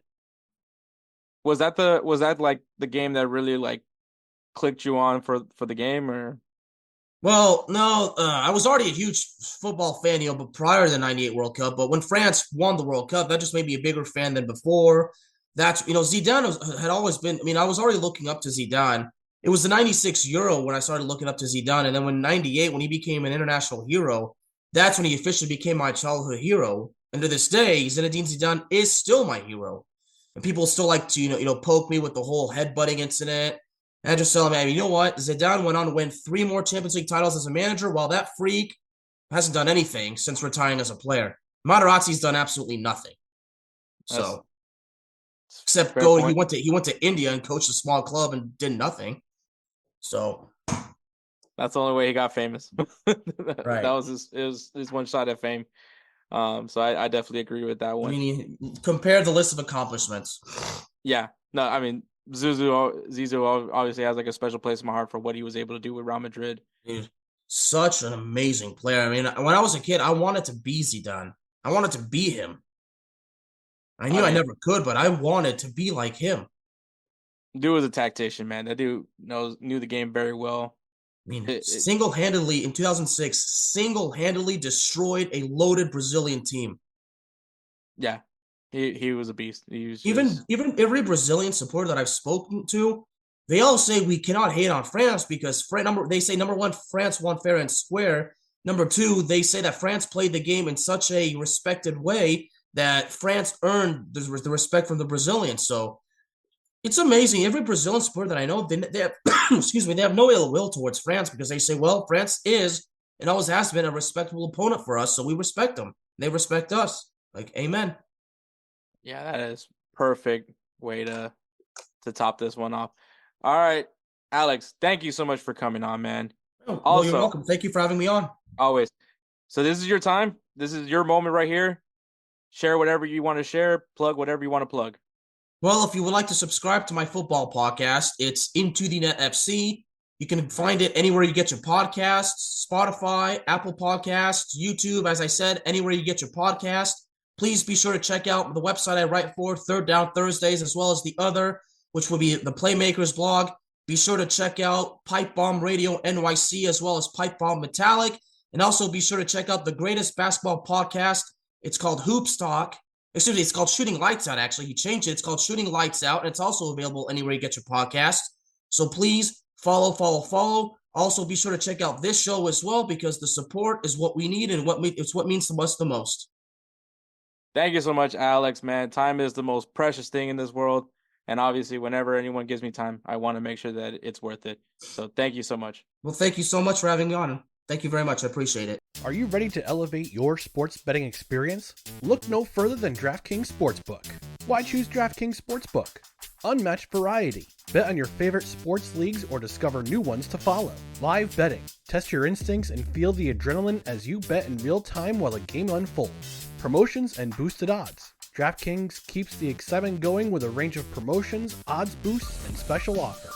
And a user-friendly interface. Whether you're a seasoned bettor or new to the game, DraftKings' intuitive platform makes placing bets a breeze. Ready to dive in? BellyUpSports has partnered with DraftKings Sportsbook to give you an exclusive offer. Sign up at dkng.co/BellyUp150 and new customers will get $200 in bonus bets instantly when they bet $5 or more. Don't miss out on this opportunity to take your love for sports to the next level. Sign up today and let the games begin. Please gamble responsibly. 21 years or older. Eligibility restrictions apply. See website for details. All right, guys. African Cup of Nations is officially over, and it's heartbreaking as that is. But, of course, we got to recap it. It was the big game that happened on Sunday. I don't know what else happened on Sunday, but I know that's one that mattered. Of course, we got our man, Moussa, who has been nothing but a breath of fresh air here at InsertName. One, mainly because, let's face it, me and Edward we're not smart. And so, and Moussa raised the IQ here. So we definitely appreciate that. But obviously, it was great covering this tournament. This tournament has been so much fun. And literally the most unlikely thing to have happened ends up happening. So that just tells you how much enjoyable this tournament is, how the parity in Africa is. But I'll stop glazing Africa for a bit so Moussa can go ahead and start talking. Moussa, what do you got to say about this tournament? Oh no, it was very interesting as a whole. It did not fail off expectations. It's just that I guess our favorite teams did not make it as expected. Some of those that were on the branch of dying all of a sudden World Cup. So it's one of those things where, tournaments, it just depends on when you get hot and how you ride that wave, right? Yeah, exactly. I honestly forgot all that I did this. I actually put a future bet on AFCON, and I actually picked Nigeria to win the whole thing. I completely forgot about it, and then I was actually going through my phone to start doing my prop bets for the Super Bowl, and I was like, "Holy shit! I forgot about that. I bet on Nigeria." So I now had some investment going on. Unfortunately, obviously that didn't work out. But you probably wanted to forget about it, huh? Yeah, I mean, I didn't win any of my bets for the Super Bowl either, so I mean, bet responsibly. Do not bet anything crazy. I bet $5. That's it. It's crazy if Nigeria would have won, I would have came out with $200. So I'm kind of kicking myself for that one. But hey, you know what? I lost $5. Yes. So there's that. But all right, the Ivory Coast, they won. That's all I really got to say on that one. Yeah. This team barely made it to the knockout rounds. Was the last team of the third place teams to make it to the knockout rounds, and they made it to the. They fired their coach. They fired their coach. Yeah, and I think probably the most surprising part of it is that even in the third place finishers that were able to go to the playoffs, they were the worst team as well. So they were the worst team of the third place teams that qualified. So they were literally right bottom. Yeah, it was very much insane. Obviously, the pressure was on Ivory Coast. They're hosting the tournament. I think last time a team that was hosting the tournament that won it was Egypt. So it's a ton of pressure, and then obviously your local press, your local media. You mentioned it as we were covering that. There was no getting away from the media. So I mean, it was definitely pressure was all on the Ivory Coast. And then on the other side you have Nigeria, a team that everyone expected them to be here. Victor Osimhen, still impactful in his own way. Just I know everyone has this idea that strikers, all they can do is score goals, but I mean, obviously there's more to it than just that. And I mean, I still think Nigeria was still a fun team. They scored amazing goals. Lookman has now become a guy that I'm going to be watching as much as I can because I didn't realize that he had that in him. I didn't know anything about Lookman until I got to see him play, and I was like, man, I need to start learning a little bit more about this guy because I think he's a very enjoyable player. I don't know how old he is, to be honest, but definitely enjoyable to watch. So I'll be watching some Atalanta games definitely more this year. African players, the age is kind of hard to tell. So we'll give you down on that. And pretty much that's what kind of helps also with the whole tournament is that it's pretty much their showcase ID to show, the rest of the world what they're made of. And looks like some of them already have discussions about either renewing contracts or getting new contracts or moving in the summer. So it looks like not too bad for a lot of them. A lot of them. But all right, so Ivory Coast, I will say this was definitely, to me, I felt the Ivory Coast was the best team on the field. Their physicality was very evident. One of the things that I mentioned about the Ivory Coast was this is a very physical team. I mean, if you want to know like the best person to personify the Ivory Coast, it's Frank Kessie. Because the man is a dog, straight up dog, and I love his game for that. And yeah, so Ivory Coast had 63% of the possession of this match. Ivory Coast also outshot Nigeria 18-5, and we're we're a lot more accurate than Nigeria, especially where they had 8 shots on target to Nigeria's 1 shot on target. Nigeria's goal did come from their captain, Truce Nkong. Which as always, he's been scoring, so standout performance from him. But that was the thing that like I love the body language that I saw from the Ivory Coast. They didn't look defeated. They were just like, all right, game on. And like as I mentioned, Frank Kessie comes in 61st minute, puts a goal in, and then the man with the beautiful story, Sebastian Haller, puts in the winner. Though I know some people were trying to figure out who really scored the goal, but they gave it to Haller. It is. But yeah. So I think that's almost like what we talked about on the preview was that that pretty much happened exactly the way we talked about it. Nigeria had the first goal, of course, and then after that they kind of stayed back a little bit, and they literally let Ivory Coast play, and that's when their confidence started elevating as time goes, and they had a lot more shot on goals. And like we said, if you have a ball that goes right, ball goes left, balls go too high, too low, and before you know it, you know how to calibrate, and then it goes in. And when you outshoot a team by almost 13 shots on goal, that pretty much says that, they were taking shots, determined which way is working for them, and brought it up. And like we said, as Ivory Coast gets comfortable in the game, that's where they're most dangerous, and their confidence. They the last 3 games also, they trailed back and then had to come back. It was just because of the teams that scored first, got too comfortable, and played the counterattack. And then when you put those 2 guys back in it, Haller is like, I think that was pretty much his tournament to make it out of. And like you said, that's the story of like, beating cancer and then coming back and now bringing it to your own country in your home soil. You couldn't written a better story to finalize the AFCON tournament with, all the madness and all of that comes back to a beautiful story that you can't really be mad at the guy for scoring and then winning it for his team after that. Yeah, definitely. I mean, and I'm sure Borussia Dortmund's going to be very happy to get him back in there. Obviously, we didn't get to see him have a full season with Dortmund last year, obviously due to the cancer, but we know what the man's capable of. We saw what he was able to do with Ajax. I mean, when he was with Mönchengladbach, I felt like this dude was a problem everywhere he went. So Sebastian Haller has definitely got like I have like a sensitive spot for him because I think he's very underrated. I think he should be up with some of the best teams in Europe. And I mean, Borussia Dortmund is a great place for him to be in. And so I can't wait to see what he can show again, what he's really capable of. So I really can't wait for that. But yeah, I think Ivory Coast, and I mean, I also the scenes of just all the fans just in minutes knowing that this was going to be it. This was where Ivory Coast, coming from the worst team going into the knockout rounds to lifting the trophy is like, You can't make this up, man. This is And at home, on yeah. top of all that. This is what makes the game beautiful, man. It was an amazing scenes.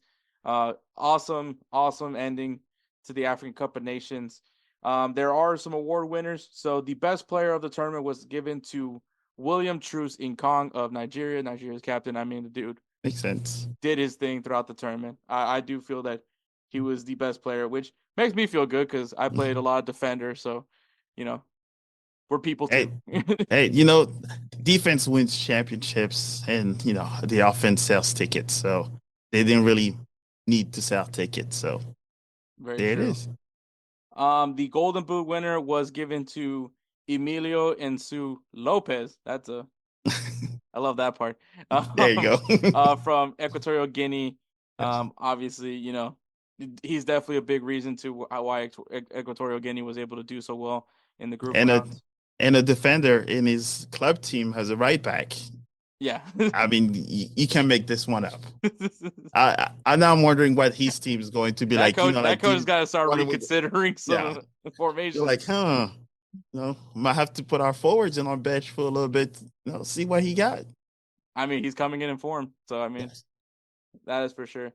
And then the best goalkeeper, which was also the Fair Play Award winner. Actually, representing South Africa was the Fair Play team. But Rowan Williams of South Africa, I really like that he got that award.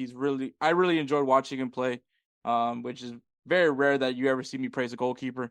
But I mean, really good, man. I really can't wait to see what he's doing after this because I feel like there's gonna be some eyes on him, for sure. But yeah, we'll see how the South African League is going to do with all those players that now are more known now, and I'm wanting to see what the temptation will be to leave their actual good league in Africa to try outside of the country, essentially. Yeah, definitely. I think obviously the move's got to make sense for them. I mean, it's got to be a move where they're going to play, and then the move's got to be worth it for them to leave South Africa. So I think it's a lot of interesting storylines. But I mean, yeah, the Ivory Coast, bro, just what a story. I honestly, just the amount of guys there that were just. I think the word best describes it. Just dogs. They were just all of them were just dogs on that pitch. They were playing all hard, and the new new coach. I guess he's not interim most likely after this one. They better now. So I think it's one of those stories too. That kind of helps that not many people outside of Africa is that.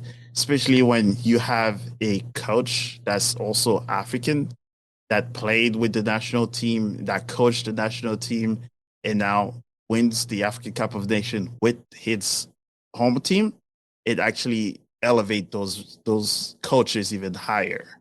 Because we always pride on having that African coach taking the country to win it all. Because African teams tend to pick, French, English coaches that they know well. So it's always good to see, that African coach that played lifted with the team as well. Yeah, I think I remember when Bob Bradley was coaching. Was it Egypt? Yeah, Egypt. Yeah, I remember that. And he had an assistant coach was Egyptian too, so he had some of that clout around him. So yeah, it's always interesting just to see like who's willing to hire an American coach.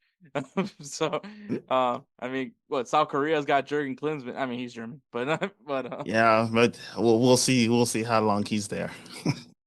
Yeah, I mean, I will say this, man. I'm not trying to say one was better than the other, but I think when it comes to the two big finals that happened this weekend, in the game of soccer or football, depending on how you want to call it.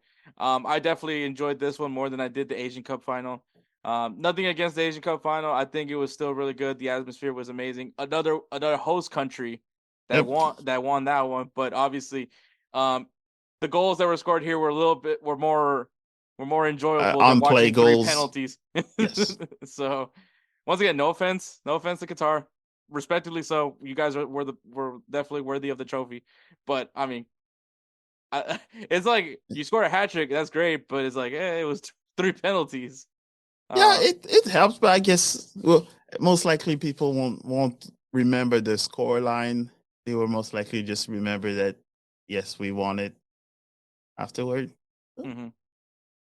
But I mean, obviously, still sticking with African Cup of Nations, but being that it's the two host countries that for both those tournaments that ended up winning, um, is it kind of, does it make sense where like there is like at least somewhat of a home field advantage that comes into play? Because I mean, I'm not gonna lie, initially the Ivory Coast wasn't looking great, but I feel like the energy from the atmosphere from the crowds definitely helped boost them to continue pressing on. Um, It it definitely does, but I think for them compared to other countries, I'll probably compare it almost to France, who won it in '98 at home. You know, there was that pressure knowing that they were that good, so there was an expectation to already win it.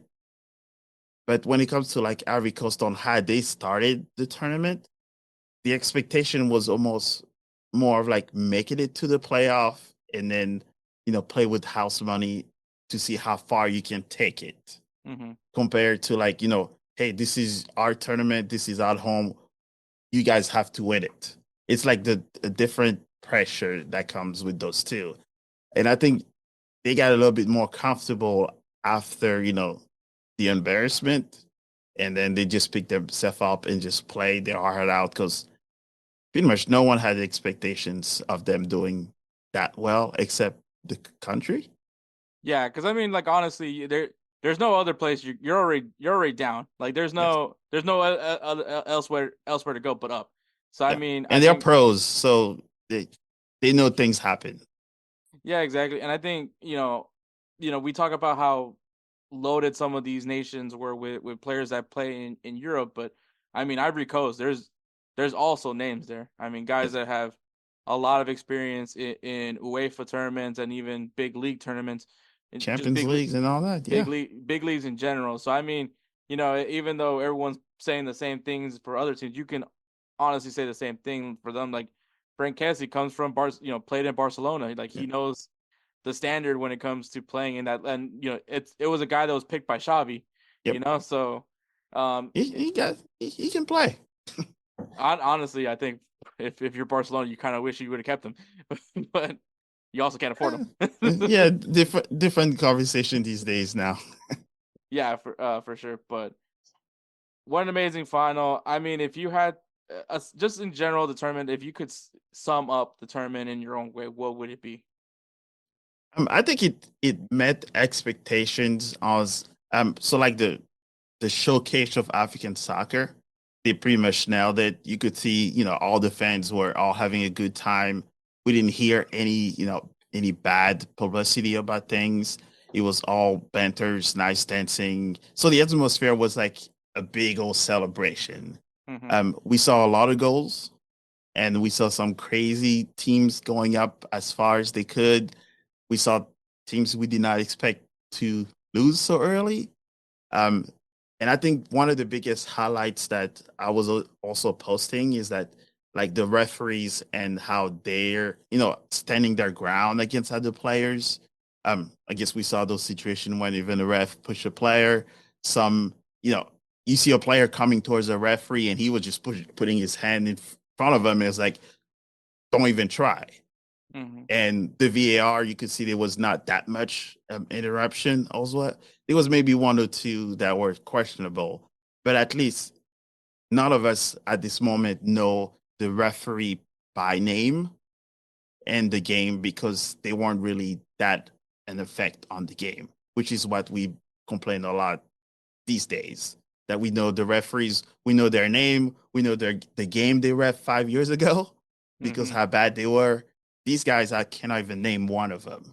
So it definitely kind of show, maybe them having more opportunities to coach, to ref in other tournaments because they definitely show that they can manage a game Yeah, more better than others. definitely. I think the guy the group that refereed that did the final, I think spotless. I don't think that there was a single issue throughout that final. I think it was well done. Dude, did you see him? You see the middle referee when he Yeah. saw the Nigerian coach berating the fourth referee on the sideline, Mhm. and he was going at her for whoever knows. He literally ran from the middle of the field all the way to the sideline, give him a yellow card, and warned him that if he does it again, he'll be out for the rest of the game. Mhm. And you saw the coach just stay back, and he was just doing his faces sidelines. Like, those are the things you want to see referee takes, Yeah, I over think that's like those take situations. notes. Just like Huh? everybody take notes, especially you Yeah. MLS referees. Yes. And you saw Gary Neville from England in national television in Britain. He said that the referees had it spot on, and that other referees should take notes. Mhm. So that was another highlight that says, hey, we do ask for better referees. Not only now that African football has shown that they have the players, the infrastructure, and the atmosphere, but they also have the referees.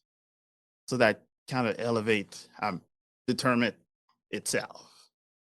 No, you're absolutely right. And I also think the announcing, I think the commentary was very good, very informative. Not saying that other commentary groups don't do that, but I obviously, as someone that's like isn't really well informed in Africa, I think that they did a really good job. Um, I was learning as the matches were progressing, so I think that the commentary also, being sports, like, just really good coverage of it. I think did a solid job for it. Um, we needed. I just want to see a little bit more for it, because I think the tournament, it has a lot of parity in it, and which is, I think, what we don't see in a lot of these in these international tournaments anymore these days. I mean, you could even argue like Asian Cup. I mean, Qatar has definitely been kind of getting more and more better over the years. So you're like, I expect them to be there as well as like South Korea and Japan and Iran as well. Don't make it fun. Yeah, so you want some parity in there. I was rooting for Jordan. I'm not gonna lie, Yeah. but Neighbors. yeah. So I mean, I think the parity, like even the same thing with Gold Cup. I mean, we know it's gonna be USA and Mexico, so Yeah, it's like unfortunately, the parity needs to be there, and I think African Cup of Nations is like the best part is just the fact that it can be anybody. I mean, the last tournament, that was Senegal's first African Cup of Nations. Yep, sure was. A team that's that good, I would, if you would have told me going in blind, I would have thought, they've won multiple at this point. Just because I know I can think of names from Senegal, so Yeah, it's just that I guess Egypt were at that time were like the it factor, and Senegal didn't have that much of a structure compared to many of the other countries, Nigeria, Ivory Coast, Egypt. Yeah. I think the other thing that I really liked is like, just because you're that big name player in Europe doesn't mean you're gonna be the guy that steals the show in this tournament. To get to get the names that were standouts here, like Ademola Lookman. Like I was, I didn't know who he was until now, and he's been playing for Atalanta so far this season. So I'm like, he's been the standout for Nigeria for me. So it's like, it's not always going to be those guys. Still, Victor Osimhen did do a good job. Obviously, he just didn't do what everyone wants him to be doing, which is scoring goals. But I think he still was impactful in his own way and very physical up front as well. Yeah, and I think the last thing that I saw that was kind of good to see is that, like, all of the legends from like African football, you could literally see them everywhere. Like talking to players, they were so accessible to everybody. You could literally just walk them, sidelines, saying hi, motivating people. So it's good to see, some of those legends that, calm down and talk to those players, kind of make them feel like, this is your tournament and this is a celebration of African football, that everyone is there. And, it's not, you don't really see it, hey, this is such and such and they're untouchable or they are staying in their, boxes. You literally were seeing them everywhere talking to each other. So it's refreshing to see that part. And Drogba, our Chelsea legend, was like his expression, seeing it when Nigeria scored, he was like lost. Mm-hmm. And then all of a sudden you see a little bit of joy, and then he scores. He's berserk like we were. Mm-hmm. And we weren't even celebrating our own country. So it's one of those things that kind of bring back the joy of watching this sport that we enjoy so much. Yeah, I think that there's I'm trying to think of the word to best describe it, but I think that there's pride isn't the I don't think pride is the word that I want to use, but there's definitely that sense of you wanting this tournament to be good, not only for your own country, but just for the state of the continent of Africa. Like, you want this to perform. You want the best coverage for it. You want people to see what you guys see. And I think that this tournament has been getting better and better each time that I've watched it. I've been like, to me, I'm like, I don't even care that's in January. I'm gonna watch this thing because it's so much fun. The atmosphere is amazing. I mean, this definitely got to be on my bucket list at one point to go be there in AFCON. Like, I'll be that pale skinned guy from the World Cup that was dancing with the people from Ghana. You're not alone. They show a British guy that was there for kissing me. So yeah, and he's pale British guy. So no. But I mean, the atmosphere is just, and I think it's inviting. That's the best part of it all. It's like it's an inviting atmosphere, and that's how the game is supposed to be. Yep. Like, it doesn't matter what language we speak, as long as we know where the ball needs to go. But and I think that was, once again, football as purists is just what it is, and I really enjoyed it. It was an amazing African Cup of Nations, but unfortunately, it's over, and it's not till another while before we have 2025. 2025 till we have another one. But Moussa, obviously, thank you for giving us the information. You obviously are very well informed on this tournament, and of course on the continent of Africa. So it was definitely enjoyable to have you here, man. Definitely need to get you on, not just for African Cup of Nations, but for obviously anything else. But of course, where can the people find you? As always, all social platform, Mo Football Podcast or Moussa Seka. And very soon we'll be covering more of the MLS, CDSC, and I believe also it will be the Champions League, High Schools Champions League in St. Louis starting. And then there will be more announcements coming for the next few states that will be hosting that tournament. So it's going to be fun and a busy time. And it is always a pleasure to join you on your show. Always, man. Make sure you guys check out Moussa.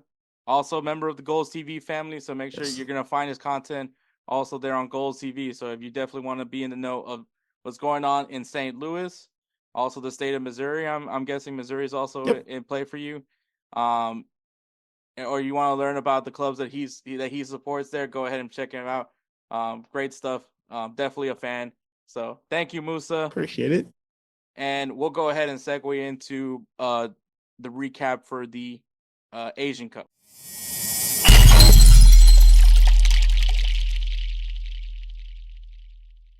All right, guys, we're back. Thank you, Moussa, and thank you, Alex Al-Kazzazz, for coming on and talking footy. It's always great to add people and showcase every great content creators as well. Obviously, you can find Moussa on Golz TV as well. So, dude, honestly, that guy elevated my IQ for Africa, so I appreciate that greatly. But along with the African Cup of Nations, we also had the Asian Cup. I apologize to the supporters of the Asian Football Confederation, but if you guys we didn't cover it just because I wasn't gonna wake up that early to watch matches. But if you guys should have been keeping up with Dead Ball TV, also another Golz TV affiliate that definitely was doing that work, and I respect him for that. Yeah, I mean, I wouldn't do it. But the Asian Cup final happened, and the final was Qatar and Jordan. I was really intrigued because I was like, Jordan. I was was intrigued just by that name because not because I'm a dumb American, don't know other countries. I know that Jordan exists, but it was just because I don't know anything about their football. So I was very intrigued by that. I mean, they beat a really good team to get to the final, so I was really excited to see it. And Unfortunately, it was Qatar that won the Asian Cup final, the host also of this tournament, winning 3-1. And I mean, Jordan had 58% of the possession. Jordan also outshot Qatar 16-8. The only thing that Qatar won in any category was, besides the scoreline, was shots on target, which was 7-6. Jordan's goal came from all Naimat in the 67-minute mark, and all of Qatar's goals came from Afif and from penalties in the 22nd minute, the 73rd minute, and in stoppage time in the 90th minute. It was okay. I don't want to say it was a terrible final because it wasn't. But it's just such a letdown when all the majority of the goals didn't come from open play. Yeah, I agree, bro. And I did, for those who might have caught it, maybe you did, maybe you didn't, but I was with Deadball TV with Jack from Deadball TV. Shout out Jack. Guy was absolutely grinding Asian Cup content. And he's a big advocate for Asian football in general. But he and I were doing a watch along for the final, and it was a hat trick of penalty kick goals isn't necessarily the greatest. I will say this though, Afif had probably the coldest celebration I've probably seen, and I don't know how long. For those who missed it, go check it out, go YouTube it. This man pulled a playing card, like a card in a deck, out of his shin guard and sock, and it was like a picture of him in a uniform, and like he kind of like he flipped it as he got close to the camera, and there was an S that popped up almost like Superman or something, right? Like it was the coldest celebration I've seen since Alba whipped out the Dragon Ball in that 4-0 thrashing of Real Madrid. Like it's been a while since I've seen some of these super creative ones that have been popped out, and that man was ready to score in the final. I didn't want to see Qatar win. I was kind of pulling for Jordan a little bit just because I feel like, I don't know, this might be like maybe some personal bias because I feel like Qatar's everywhere, right? They're almost sports washing everything right now, and they were hosting the World Cup. They host the this Asian Cup as well. Saudi gets the Spanish Super Cup. Like I don't know, man. I'm just tired of seeing Qatar. I don't really know, but I think the final itself was good. It wasn't bad. Like even the penalty kicks. I mean, you have to get down there to the box to create the opportunities, and Qatar did that. Afif was the best player on the pitch by far. He was the most threatening. When he had the ball, and he even came down with an injury that I thought would have actually taken him out of the game, and the man really did pop up like Superman. So that card celebration holds up. All in all, good final. But if you've been watching the Asian Cup at all, there have been some crazy results that I think were even better than the final itself. I don't know why they don't have a third place game. I think there should have been. I know AFCON has one. There wasn't one for the Asian Cup. I don't know why they took that away. But all in all, man, very, very solid tournament. If you didn't check it out, go watch some of the highlights on YouTube, man. This Asian Cup was wild, to say the least. Yeah, definitely. I think I know some people were complaining that this was in January and it interfered with the Premier League and the other leagues, but honestly, it was a really great final. I think they should keep it in January. So unfortunately, Heung-min Son didn't get to walk out with a trophy. It's heartbreaking for that guy, but probably the only guy from Tottenham that I actually have a soft spot for, which is crazy to believe that. But yeah, man. You might be the only one there, bro. I feel like he cries a lot, but outside of that, tell you what, let me ask you this: do you think it's the Klinsmann effect? I don't know if USMNT fans will agree with me or not, but there's been a lot of crazy shouts about whether or not Jurgen Klinsmann should continue to be the coach there of South Korea. They should have been one of the finalists, Japan included, but it's just it really was considered to be a failure for them, and he's still the manager. They haven't announced any sort of changes there, so I don't know what's going to happen with them, but Korea's got more than a few ballers. Definitely a team you guys should check out, even outside of Heung-min Son. There's more than a few ballers on that team. Yeah, I don't know. I don't know if he's like the guy to get you there. He can give you some results, but I think when it comes down to it, I just don't think he's the guy that can get you to that exclamation point. I agree. I don't know, man. It's crazy to think with African Cup of Nations, man. With Ivory Coast winning, they literally fired their manager after the group stage, hire a new manager, and being literally like the last team to qualify for the knockout rounds and beat Senegal. They every single game I doubted them and they proved me wrong. I mean, they all the way to the final. I even doubted them in the final, and I'm now down $10 because of it. So so there's that. But yeah. Bro, it was like I said, it's you need tournament managers. I don't know if Klinsmann is necessarily that guy. Like I said before, he could be. I haven't seen him really do it. But we'll see what happens. I think with again, I'll say, but like I said before, if you haven't been tuning into Asian football, bro, go check it out. Like I said, not even just South Korea, Japan has more than a few ballers. I actually think it was a way bigger upset to see them bow out when they did, because of how good that team is on paper. There are plenty of players you've already heard of, whether it's Tomiyasu, whether it's Kubo. They have so many talent on that team that are balling in leagues that you probably already watch. You just weren't aware that they play for Japan or play for South Korea. So shout out the Asian Cup, man. It's I don't tune into it, regularly when it does happen every so often. But this year, Jack from Deadball TV got me into it, bro. We were texting about it all leading up to the tournament, and I'm glad he did, man. He got me into it, and I think I'm gonna be tuning in as a regular moving forward. yeah, so definitely a great tournament. Maybe next time around we'll actually do a better job of covering it, for sure. But moving on, man. Players of the Week. Players of the Week is brought to you by SeatGeek. SeatGeek is an amazing app where you can find tickets for anything, concerts, sporting events, comedy shows. I like theater. You can find some theater, opera, all that great stuff there. You can find it, and it has a very simple system. It's literally a grading system. If it's green, great deal, get it. If it's red, look for something else. Very simple, really easy, man. So if you guys go to SeatGeek.com or download the SeatGeek app, if you use the code BellyUp20 on your first purchase, it will take $20 off your first purchase. So thanks again to SeatGeek. Use the code BellyUp20. Save yourself $20 off your first purchase at SeatGeek.com. All right, Jose, since you are the guest, you can go ahead and say who is your player of the week. Yeah, bro. And look, this guy, I'm gonna say guy, but he's a kid. I feel like he's just getting better every week, man. Every week he's putting on a show. I can't give him enough flowers, man. Lamine Yamal from Barcelona. Granted, Barcelona did drop points to a relegation candidate in Granada in La Liga. And again, I'll go back to what I said before. That's what makes La Liga so fun to watch, is that it does feel like anything can happen most weeks.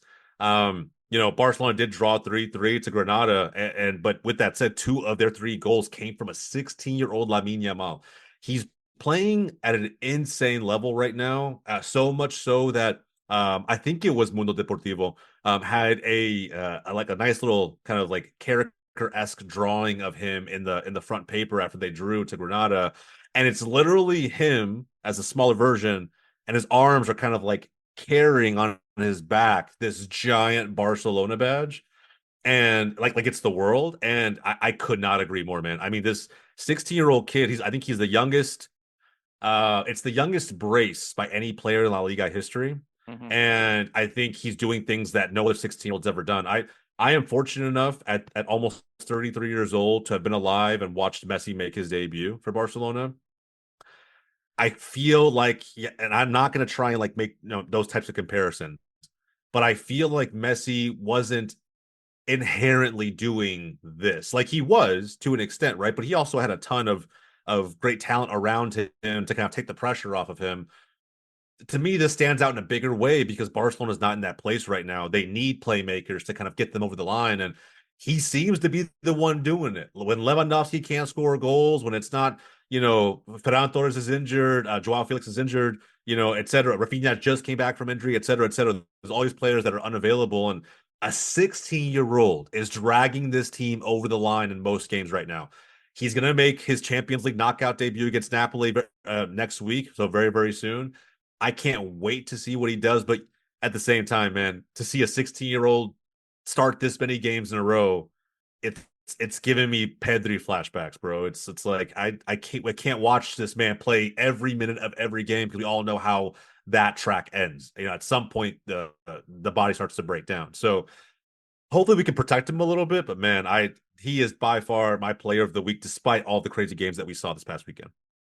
Yeah, no, it's a really good shout. Edwards Player of the Week is Erling Haaland. He scored 2 goals in Manchester City's 2-0 victory against Everton. I also want to point out that I was watching TikTok because I do that now, and there was some guy going off about how Erling Haaland hasn't scored a goal in a while. You know who has been scoring goals? Hojlund. And I was like, man, this is just gonna be bulletin board material if this doesn't pan out well for him. And Erling Haaland just goes in and scores 2 goals. So As he does. As he does. as he does. Also, 2023 Player of the Year. So shout out to him. So he's now back into the ballot for the 2024 race. And then my Player of the Week is Vinicius Jr. He scores a goal and grabbed himself 2 assists in Real Madrid's 4-0 victory against Girona. Yeah, this was insane to me. Not because of, it's Girona and everything like that, but Girona has been a problem for a lot of teams this season. And for Real Madrid just to just slap them around like this, it's just like I feel like like Real Madrid is Killmonger. He's like, "Is this your king?" It's just It felt like that, bro. It felt like that. As a Barca fan, I will say this, man. I try my best not to let my bias come into too many of these analysis, but bro, Madrid absolutely slapped them around. Like it wasn't. And again, this is y'all's second time playing them in the league, correct? Mm-hmm. Yeah, and the first match was the draw, I think. And I like you saw in the first half of the season, they beat Atletico, they beat Barcelona, and they didn't just beat Barcelona; they convincingly beat Barcelona. For Madrid, this alongside the Bayern Munich and Leverkusen game were touted. Like ESPN was marketing these in America as Championship Saturday. I've only ever seen that kind of branding for like college football, by the way. I've never seen that shit for soccer, for football. And both games were just one-sided as hell. Like both games, the 3-0 for Leverkusen, the 4-0 for Madrid. Like one was obviously a little bit of a surprise because it's Leverkusen versus Bayern, but I still think, man, that first goal by Vinicius, the rocket, man, I couldn't even say anything. I was like, you just gotta tip the hat. I think Vinny is coming into prime Vinny form after having, kind of somewhat of an injury-ridden first half of the season. And it's as Madrid kind of always does. We'll see how that continues to play out in competitions like Champions League. But yeah, man, Madrid go 5 points clear, and it's pretty well deserved. Yep. So congratulations to Lamine Yamal, Erling Haaland, and Vinicius Jr. for being our players of the week. If you go to all our posts on social media, Instagram, Twitter, Threads, we even post. We'll probably post it also on YouTube as a YouTube post for the community. There's going to be a link. Get into that link, and you can vote for your player of the week. We'll, along with tallying the votes that we do in these episodes, we'll also see who wins each of those ballots to add another vote for them for the race for the Roosevelt Spencer's Player of the Year award. So make sure you guys get in that. And once again, thank you, SeatGeek. Use the code BellyUp20 to save you $20 off your first purchase at SeatGeek.com. We got some games this weekend, some juicy ones. In Liga MX, we got America taking on Pachuca. That's going to be a real juicy one. Pachuca is always a pretty good team right now in Liga MX. And then on the other side, we got Cruz Azul taking on Tigres. Just battle the heavyweights there. In Liga, we got Stade de Reims taking on RC Lens. There's a lot more even keel matchups. And Brest taking on Marseille, who Marseille took a big L against Olympique Lyon, which, if you guys remember, I have a stupid jersey bet going on. And Lyon is one of those teams that, if they can avoid relegation, along with Sevilla, I'm giving away a jersey. So you might lose that bet. Huh? So you might lose that bet. A lot of people are hoping for me to lose that bet. Bundesliga, Heidenheim taking on Bayer Leverkusen. Bayer Leverkusen still undefeated in the Bundesliga. It's a special year for Bayer Leverkusen. Hopefully it continues. And SC Freiburg taking on Eintracht Frankfurt. I'm going to tell you this right now. Every time I watch these two teams face off, it's always a good matchup. I don't know why. Luck of the draw, I guess. I have no idea. But whenever these two teams face off, I'm like, this is actually a pretty good game. so Agreed. That's why I recommend it. Serie A, we got Lazio taking on Bologna and Napoli taking on Genoa. So two good matchups in Italy as well. And Napoli, really quick, Napoli has fallen, I believe, to like what, 9th place, something like that, after being champions. So yeah, they need every point they can get right now. They're getting Osimhen back. We'll see. Yeah, we'll see. I don't know, man. Like again, they need all the help they can get. Like they're getting him back, but it's not Osimhen as a fresh AFCON champion. It's Osimhen as another L he's taking this season. Loser. I lost $10 because of him. I mean, a lot of people did, bro. A lot of people did. That's very true. In La Liga, we got Villarreal taking on Getafe and Atletico Madrid taking on Las Palmas. So good matches for La Liga. And in the English Premier League, we got Man City taking on Chelsea. So we know who's winning. Come on now. We know Chelsea. You could try all you want. The Palace victory, hopefully, like it spurs something on. But I've never seen a more mid-table side than Chelsea this season. I don't think I've ever seen it. Like they are legitimately just a mid-table side, nothing more. Yeah. So Moussa probably look away, because he is a Chelsea fan. And Tottenham taking on Wolves. Hopefully, I could just enjoy my weekend and see Tottenham lose. So. Yes, channel that, bro. Manifest it. We got to manifest it. I think Gary O'Neill's going to have Wolves up and ready for this one. I think it's I'm a predicted draw. I personally think we'll see. The Wolves are a better side this season than they've been in the last few. Yeah, it's always a good weekend for me when Tottenham doesn't win anything. So draw. I don't care. It's just as long as they don't win, so I can live with that. But those are some games to look forward to. Obviously, there's a ton of games going on this weekend, but if you guys need a good beginner's guide, well, there you have it. Obviously, Jose, we will not be seeing you at the conclusion of this episode, but this is your time to shine. Go ahead and tell people anything big that's going on with Golz TV. Yeah, man. No, I appreciate it. And look, I think with my little quick plug with Golz TV, go check it out. We're getting bigger and bigger every week, every month. I feel like we're seeing, solid. We're like almost setting little traffic records every week, every month at this point. But we got some great new content coming to the platform. And for those who are stateside here, Major League Soccer is just around the corner. I want to say maybe half of the content creators that are on our platform focus on MLS, and so, or just something American specific. So if you guys want to check it out, want to get ready for the season in a big way, there are so many season previews on Golz.tv. Go check it out, GOLZ.tv. And worst case scenario, if you want to banter with me on Twitter a little bit, feel free to follow me at It's Bromigo. It's spelled like it sounds, BROMIGO. Outside of that, man, Hector, sincerely, man, I'm always down to come on the show, banter with you, have a good time. And yeah, go shout out Golz TV, go follow, go watch, go do everything. All right, man. Thank you so much, Jose. And we'll go ahead and wrap the show up. Righteous Felon Craft Jerky is the official jerky of BellyUpSports. For over a decade, Righteous Felon Craft Jerky has led the American meat snack revolution by concocting delicious, adventurous, U.S.-sourced jerky recipes for uncompromising carnivores across the country. With 15 different flavors to choose from, Righteous Felon has all jerky lovers covered, and by using promo code BELLYUP, you will get 15% off your purchase at RighteousFelon.com. Do your taste buds a favor today and rip into a bag of Righteous Felon jerky. All right, guys. So the Super Bowl, it's over. Congratulations once again to the Kansas City Chiefs for winning their back-to-back Super Bowl.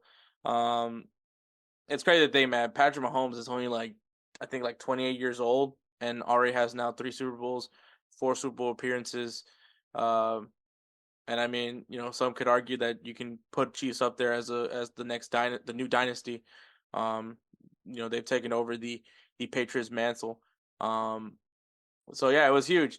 So my thoughts, and it's not me trying to criticize the Super Bowl or anything like that. I think the Super Bowl started off pretty slow, and then things got a little bit more up to speed near the end. Obviously, not a lot of people rooting for the Kansas City Chiefs, including myself. I was hoping that San Francisco could make it happen, but apparently, but also I kind of really didn't care who won. Obviously, I'm not a fan of any of these teams. And I'm fine with Patrick Mahomes being that he is from Texas. So to me, it was a win for the state of Texas. But all in all, I thought it was a pretty good Super Bowl. I enjoyed it nonetheless. And but I'm not here to talk about the Super Bowl specifically. But my my whole closing thoughts on this is just why there's always these people that come on and and I mean has to remind everybody that soccer is the world sport. And obviously I'm a soccer podcast guy, right? I have a soccer podcast, so but I'm also American, and I love American football. I enjoy watching American football. As a matter of fact, I'm from the state of Texas, where we know what American football rates in this state. So like, is American football my number one sport? No, obviously it's soccer, but like, I don't try to compare and contrast these games together because they're two completely different things. And I mean, and I know it's the dumb fucking soccer snobs, the footy snobs, because they hate the soccer. But here's the reality check, man. In history, and throughout history, this was a historical thing. Because if soccer came from England, there was two types of football that was created. There was association football and rugby football. Yeah, so those were the two footballs that were being played. Being that they're both called football, they called one rugby, and the other because association soccer football is a lot of fucking things to say. They called it soccer.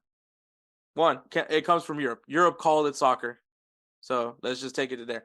When it came to when these two sports came to the United States, they, it was already being called soccer over in Britain, so they were like, all right, well, this is soccer, and then rugby football, they took off the rugby and called it football. So I don't want to fucking hear it anymore from anybody trying to fucking babble like, oh, why is it called football? They don't even use their feet. Like, all that shit is just like goes to the wayside because historically, England, that's what England called it. Why didn't you just fucking call it rugby? But like, and rugby's a whole different thing as well because obviously then Americans started adding rules, changed the game in a different way, in different facets, added equipment to it, and now it is what it is today.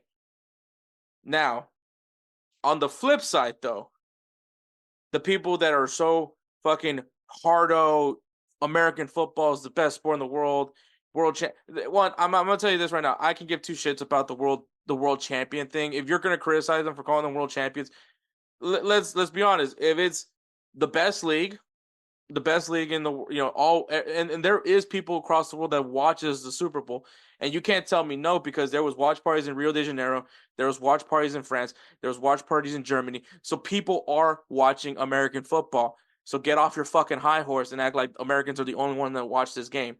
And so, let's face it, the NFL is the best league in the world. There's no one that's going to compete with it. Obviously, there's a clear monopoly and all that and all that good stuff. And so, that's like the same thing with the NBA. NBA, everyone comes to play in the NBA. Like, yes, there's other basketball leagues across the world, but what is the best league in the world? The NBA. And a lot of players come internationally to the NBA as well. And do I think the title world champion is warranted? No, but I can see why you would call them the world champions. And then baseball, the World Series, oh my God, people criticize this way too fucking much. But once again, it's the World Series for one reason only, is because when it comes to people that love baseball, the MLB is the best league. Everyone watches the MLB. Everyone everywhere in the world watches baseball, and they watch the MLB. Some of the best names in baseball are from across the world. I mean, literally the number one guy right now, Shohei Ohtani, is from Japan. So, yes, it is the world's best league, and all eyes are watching. It is the World Series. Who gives a shit what they fucking call it? If it bugs you so much, then, like, it's funny because it's one of the fucking dumbest things that, and I'm dropping a bunch of F-bombs because I'm fucking irritated of it. But like, what happened to the saying, if you don't have anything nice to say, don't fucking say it? Like, where did we move away from that rule? Like, it still applies no matter what period or what age you are. If you don't have anything nice to say about it, then don't fucking say anything. and it's fucking clear as fucking day, man. Like, if you fucking don't like baseball and you don't fucking like the moniker World Series, then don't give it its time of day. Don't give it your time of day. Just don't fucking watch it. But don't try to fucking shit on people that do like it. I love the World Series. It's one of my favorite things to watch, even when my team's not in it. And there was a big period of time where my team wasn't even remotely in discussion for it. So like why do people have this obsession to really just shit on something that you don't like, that you clearly don't like, but you want everyone else to know? Like, how fucking sad is your life that's where you resort to? And so for me, that's where I go. But kind of coming back to the Super Bowl, you have all these fucking people trying to fucking ruffle some feathers. And that's honestly what you're doing. That's literally why you're doing this. You're trying to cause some sort of level of chaos. And you had everybody going to and it's the Super Bowl, right? It was massive venue, right? The freaking Las Vegas. So, Las Vegas is going to do it big. And you had people going to Vegas, interviewing random American football fans of what's harder, winning a Super Bowl or winning the World Cup. The whole purpose of this was so that way they can get like their audience, because that's what they're using, their platform, to make their audience laugh at all these people that said the Super Bowl's harder, the Super Bowl's harder, the Super Bowl's harder. For what reason? But just to continue growing your clout. And like, I'm not gonna say, like, either way, it is still difficult. Both, I'll be honest with you. I do think the World Cup is the tougher thing to win, because you're literally playing against the world's best. And to win, the biggest prize, and it's only every 4 years. So to use that for the Super Bowl, like, come on, man, that's apples and oranges. Like, in the NFL, you have to build your team. You have to, draft. You have to use free agency. You have to build a solid foundation with a good coaching staff, have a good season, get yourselves in the playoffs, and then, do your best. And with a little bit of luck, get to the Super Bowl, and hopefully you can do your job and win the whole thing. Like, that's not the case with the World Cup. The World Cup, like, the coach, selects the players from that player pool of guys that are from that country and builds a team that he feels is qualified to help him go the distance to win the World Cup. But this is every 4 years, and things change over the years because players get older, new stars arise, all those things. So, and that's one of my arguments for why the World Cup is harder, because generations change. But in football, it is still very difficult to win the Super Bowl, because there's 32 teams. I think there's 32. There should be 32 teams. There's 32 teams. You got to make it to the playoffs, and you got to get in the playoffs. Once you're in it, you got to go through the gauntlet. Obviously, if you're coming as a wildcard team, you're not going to play a single home game. So now you have to play in their environment, in the home team's environment, and try to win in a very hostile environment, and even go against the weather, depending on if the stadium's open or closed. So it's still difficult. It's still very difficult. But like, for me, it's just like, why does it matter? Like, it's difficult to be a professional athlete, period. Whether it's soccer, whether it's baseball, whether it's American football, whether it's basketball, whether it's hockey, whether it's freaking polo, freaking track and field. Like, to get into a professional level of any sort of athletic competition is difficult as it is. And that doesn't garner for anyone to shit on any other sport, because still, to be considered a top class athlete in your respective game, even games like cricket, golf, the extreme sports, like, to be considered the best of the best, to be paid to do this, there is still a high level of respect that's garnered to those people. Not one is more difficult than the other. You still in very competitive environments where everyone is trying to be the person. So for me, like if you don't like the sport, you don't like the sport. You don't have to watch it. You don't have to talk about it. As a matter of fact, if you don't know anything about the sport, you probably shouldn't be talking about it. You know, like that's just my thought. Like if you don't know a fucking thing about a sport, then like your criticism is null and void. That and that's honestly my honest opinion. Like for and then also doing the dumb thing like who's a bigger GOAT, Messi or Tom Brady? Like are we serious? Like who the fuck cares?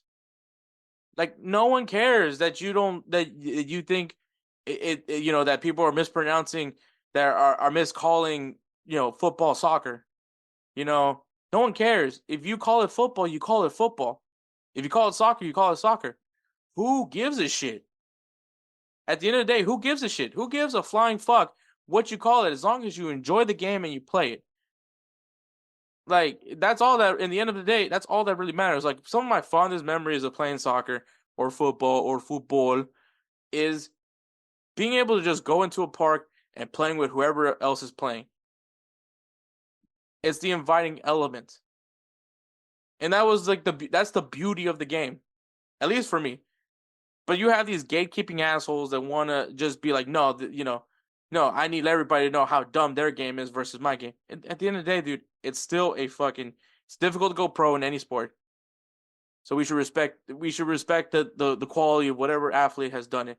Respect players like Ohtani. Respect players like LeBron James. I know that's going to be a hot topic right there. Respect what Patrick Mahomes is doing. Respect what fucking Vinicius Jr. or any top soccer player that you want to think of. Respect what they're able to do, because it is difficult to be considered at the pinnacle of any respective game. So, and at the end of the day, these guys are getting paid to play. And to win the championship of your respective sport is a feat that should be garnered with the highest level of respect, regardless of what the views of it is. And also, I honestly will say the dumbest thing anybody could ever do is post the views versus the Super Bowl versus the World Cup, because they're two completely different things. One happens every year, the other one happens every 4 years, and obviously it's internationally. Like, there's no point. Like, you're just doing like if you're doing that, chances are you probably have a very tiny PP. Like, that's small dick energy right there. That is just proof that the guys that are so fucking you're so fucking insecure of your sport that you want to somehow prove to others how bigger your sport is. Like, to me that's null and void. And once again, you can't compare the World Cup to the Super Bowl. They're not the same thing. I would compare the Super Bowl to Champions League. It happens every year. It's a competition amongst the best. There's a playoff. There's a qualifying part, which is the season. You have a season, right? Because you play your group matches in Champions League. It's maybe not as long as the NFL is, but you still have a season part, and then you go into playoffs for the teams that are good enough to make it to playoffs. So I would honestly compare Champions League to the Super Bowl, and I mean the viewership is probably still higher in Champions League than it is for the Super Bowl, because once again, it's just a larger international audience for the Champions League than it is for the Super Bowl. And once again, that's not taking a jab at the Super Bowl by any means, because at the end of the day, I am one of those people that view the Super Bowl. I am that person that views the Champions League. I am that person that views the World Series. I'm the guy that, depending on the matchup, I'll watch the NBA Finals. Shoot, I even watched the Stanley Cup. I don't even know shit about hockey, but I'll watch the Stanley Cup because it's exciting. It's a championship. And I think at the end of the day, dude, if you don't like the sport, you don't like the sport. But stop projecting something for the sake of wanting to prove your point. And I mean, obviously, everyone's gonna be like, "Well, aren't you kind of doing that? Aren't you kind of doing the same thing?" Yeah, probably, but like, I mean, it's a free country, and I mean, I think that at the end of the day, it's a free country. But I think, but the thing is though, like, I watch football, I watch soccer, I watch basketball, I watch baseball, I watch a lot of sports. So like, like, you can like multiple sports. You don't have to just like one sport. You don't have to just like football. You don't just have to like soccer. You don't just have to like baseball. You don't have to just like you don't have to like one specific sport. You can like multiple sports. It is okay. You're not going to get shunned for doing that. So yeah. So I mean, just let live, man. Live, let live. That's the other saying. I think those are the two sayings that we should still be living by. Is if you ain't got nothing nice to say, then don't say it. And also, just let others live their lives, bro. Like what does it bother you? Like what is it that what they're doing bothers you so much? Like at the end of the day, man, there's things that matter more to me, and that is my family, my well-being. Football, soccer, baseball, it has no impact on any of those things unless I'm employed by one of those sports teams. But I'm not. So at the end of the day, my family, my life, and my well-being, that's what matters most. Like if I'm not feeling well, if my family doesn't feel well, I'm going to prioritize that. Like no game is going to be more important than my own life and family. So I think like just why don't you watch the Super Bowl? You're criticizing it, so watch it. See what everybody sees in it. See why people think it's harder to win the Super Bowl than it is a World Cup. Like, don't try to expose people just for the sake of trying to build your clout, dude. Like, if you don't like, do you just don't like football because it's called football? Because you care about your football more than the other football? Just just watch the game and tell me what you really think about it after watching the game. Because I'm gonna tell you right now, my first American football game was the Tennessee Titans and St. Louis Rams game. That was my first football game I ever watched. I never really watched football. I never cared. I knew who Emmitt Smith was. I knew who the Dallas Cowboys were, but I never really cared for football because I played soccer. And I liked baseball. So those were the two sports I liked when I was a kid. But then when I watched my first football game, I was like, man, this is really fun. And Houston didn't have a football team, so I just watched whatever was available, and it was a lot of Cowboys games. And then I saw the Minnesota Vikings, and I found out Randy Moss is that guy. So that's how I got into football. And then finally the Houston Texans came, and I was like, all right, well, this is my team, and that's really how it all started for me for American football. But just but I gave it a shot. Who knows? Maybe I would have watched that Super Bowl and would like, this game sucks. And then I would never watch football again. And I don't think I'd be one of these people that criticizes American football, though. Because also I was raised right by my parents, by my mom, more specifically. But yeah, that's all I got to say, man. That's all I have to say of that. Just because I think that was just very much stupid. But I want to give a shout out to the BellyUpSports Media Network, man. Check out their website, BellyUpSports.com. Follow them on Instagram and X at BellyUpMedia and at BellyUpSports. Also, shout out to Jose Tellez. Thanks for coming on to cover this episode with me. You can check out Golz TV, man. Follow them on Instagram at GolzTV. Once again, at GolzTV.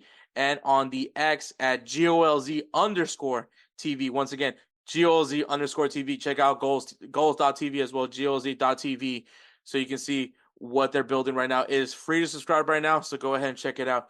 Big things are coming at Golz TV. Go ahead and make sure you're on the know about it. Also, shout out to Roosevelt Spencer. He's the guy that makes the intros, the outros for this podcast. He's also the namesake of the Roosevelt Spencer's Player of the Year Award. Follow him on Instagram at ThatGuyDope. If you guys need some beat work done, hit him up. Once again, on Instagram, ThatGuyDope. Hit him a message that you need some beat work, and he'll take great care of you like he always does with us. But thank you so much for listening to episode 162. Hope you guys really enjoy it. Catch us next week for episode 163, where hopefully Edward is back. So take care, guys.